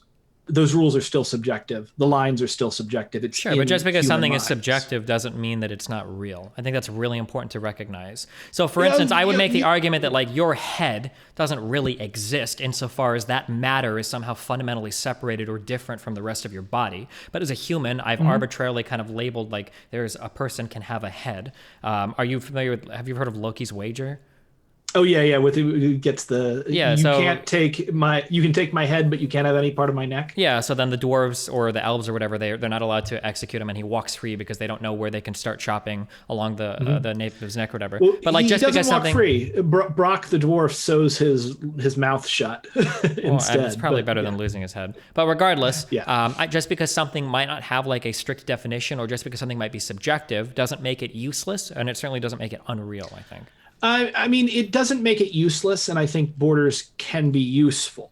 Sure. I'm just like the statement that borders are imaginary, I think, is nonsensical. Like, would you say, for instance, would you say that language... they're imaginary in the sense, borders are imaginary in the sense that all borders that exist within this planet exist within human minds and human customs, as opposed to within reality. I understand, but I don't think we would say that about any other, like, for instance, using that same definition, would you ever say language is imaginary? Language is imaginary. That's a very interesting way of putting it. I would say that specific languages are imaginary. The act of communicating with language is real and material. Okay. You got it. And jumping to the next one, Nikolai says Destiny equals beta.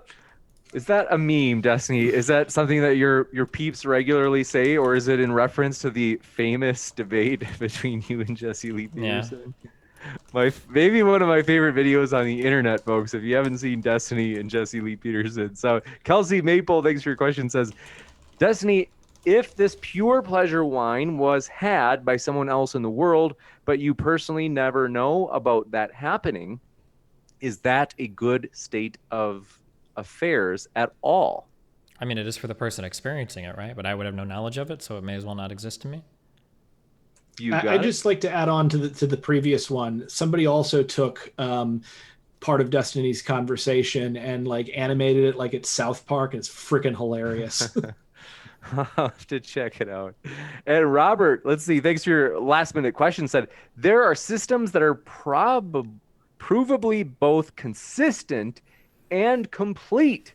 Geometry, Gödel is about specifically arithmetic, and a technicality that arithmetic itself can't establish its own consistency. Yeah, that was one of his other theorems. Very similar to Turing's halting problem, arithmetic has been proven to have no contradictions. PhD math. Yeah. So again, my point was to show that systems that we regularly think of as perfect are simply not perfect. Now, there may be some other systems of mathematics that don't have the flaws or the contradictions that have been, identified in such a famous way. I would still say there probably are flaws and contradictions in just the same sense that you have to use like non-Euclidean geometry to build literally everything, for instance, because Euclidean geometry only applies to geometry like like on a flat surface. So literally all construction uses non-Euclidean geometry. There's also taxicab geometry.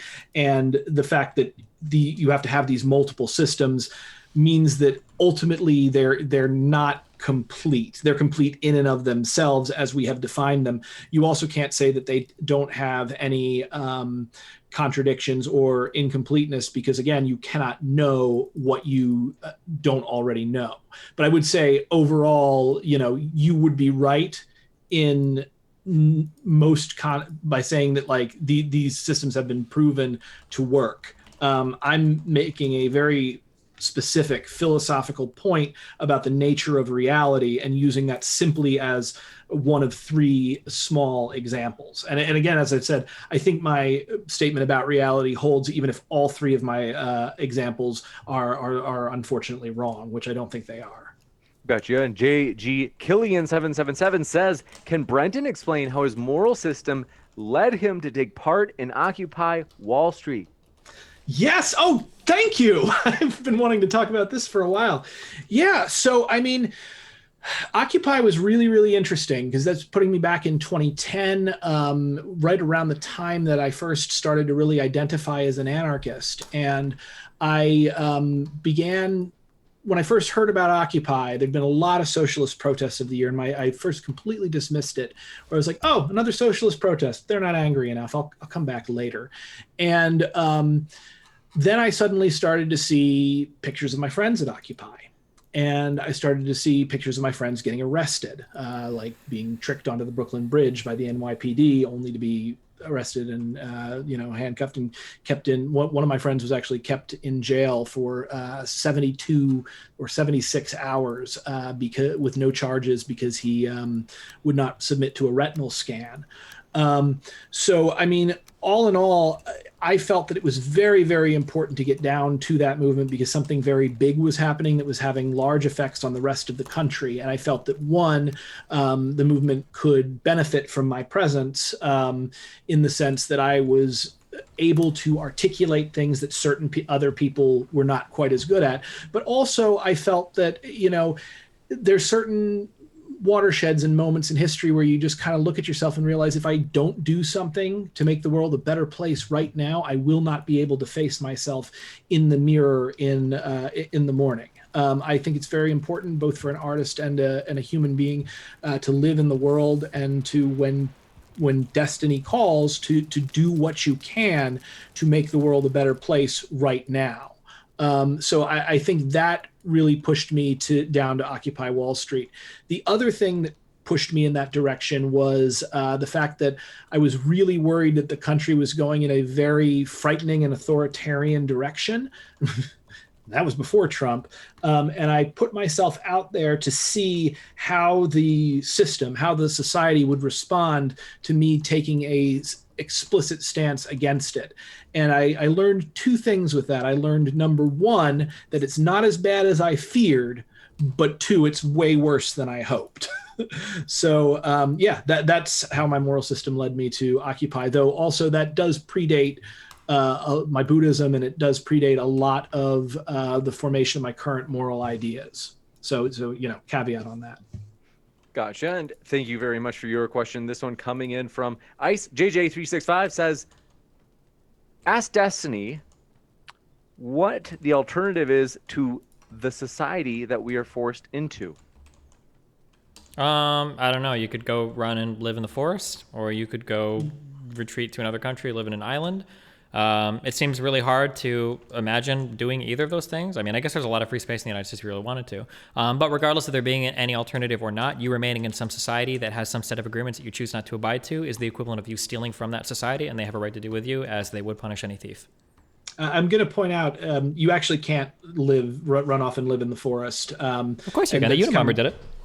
Yeah, but also he still had to obey a number of societal laws and rules to get in. He becoming a hermit within a society does not remove you from that society, nor does it remove you from the society's jurisdiction. Not completely, but it'll get rid of a lot of those restrictions, assuming you don't kill anybody or invade any inhabited society. You could probably live in the wilderness pretty off the grid for quite a while and be decently safe about it. You could live in the wilderness off the grid for a while and be decently safe, assuming one that you don't get sick, assuming another that the government doesn't come. Well, if you don't get sick, that's on you. That's a consequence of your decision to live completely off the grid. You don't have a right to any of society's resources if you decide to remove yourself from said society, and that includes medicine. I mean, I would kind of disagree in that I think we do have a good question for you, Brenton. You might like this one. I hate to interrupt, but just because, sorry. What do you got? Joshua Alec asks, compassion must be more than just seeing through another's eyes. A sadist sees the pain of others feel and therefore causes pain. Is that compassion? Okay, so this is the whole sadist masochist thing. The reason people move in develop specific kinks with regard to either the application of pain or the experience of pain is that what's happened is that when humans reach a heightened state, there is often a confusion of, is this pleasure or is this pain that I am feeling? And so oftentimes, like in the mind of a masochist, it is the confusion of pain with the confusion of their orgasm. Similarly, like with a sadist, it is usually related to some sort of anxiety that is relieved by inflicting pain on someone else. Or a particular itch that's scratched. So neither of those have anything at all to do with compassion, and they don't have to do with empathy. And people who involve themselves in sadomasochism still are able to feel compassion and empathy outside of the realm of this particular kink that they have. So it's not like, because people will use what about a sadist or what about a masochist in relation to do onto others what you would have them do onto you. A masochist is not going to look at the golden rule and decide that others should be hurt. It's not.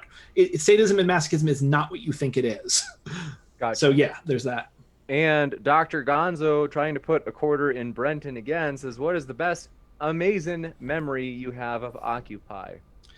Oh, geez. Short and pithy, Brenton. I would say the most amazing memory that I have of Occupy is when me and a buddy linked hands. I was wearing a Barack Obama mask. He was wearing a Mitt Romney mask, and we walked through the police line. And the police freaked out because, the presidents are walking down. Long story, I basically got tackled, knee in the spine, thrown into a motorcycle by a cop. But when they picked me up off the ground after my hands were zip tied, I just remember everybody yelling, like, "What's your name?" And, you felt like a freaking rock star. And I remember I started chanting just the most radical thing I could think of at the time, which was anticapitalista. And they led me down to the paddy wagon. And on the way into the jail, Father Paul, who had marched with Martin Luther King, was coming out of the jail just as I was going in. And I spent like the next several hours in a room with a bunch of hippie activists having some very, very interesting conversations and getting an experience that I'd never, really had before. So I'd say that's the most heightened experience with Occupy. There's probably better ones, but I think that's the one that I'm going to answer with today. We really appreciate you, Destiny and Brenton. It's been a true pleasure. Remember to hit that like and subscribe, and don't forget the notification bell so that my videos show up right in your feed. This is a request for you, Destiny, from Ben MC. Says, can you ask Destiny to play Fortnite Poggers for his fans? They want it so bad. Fuck no.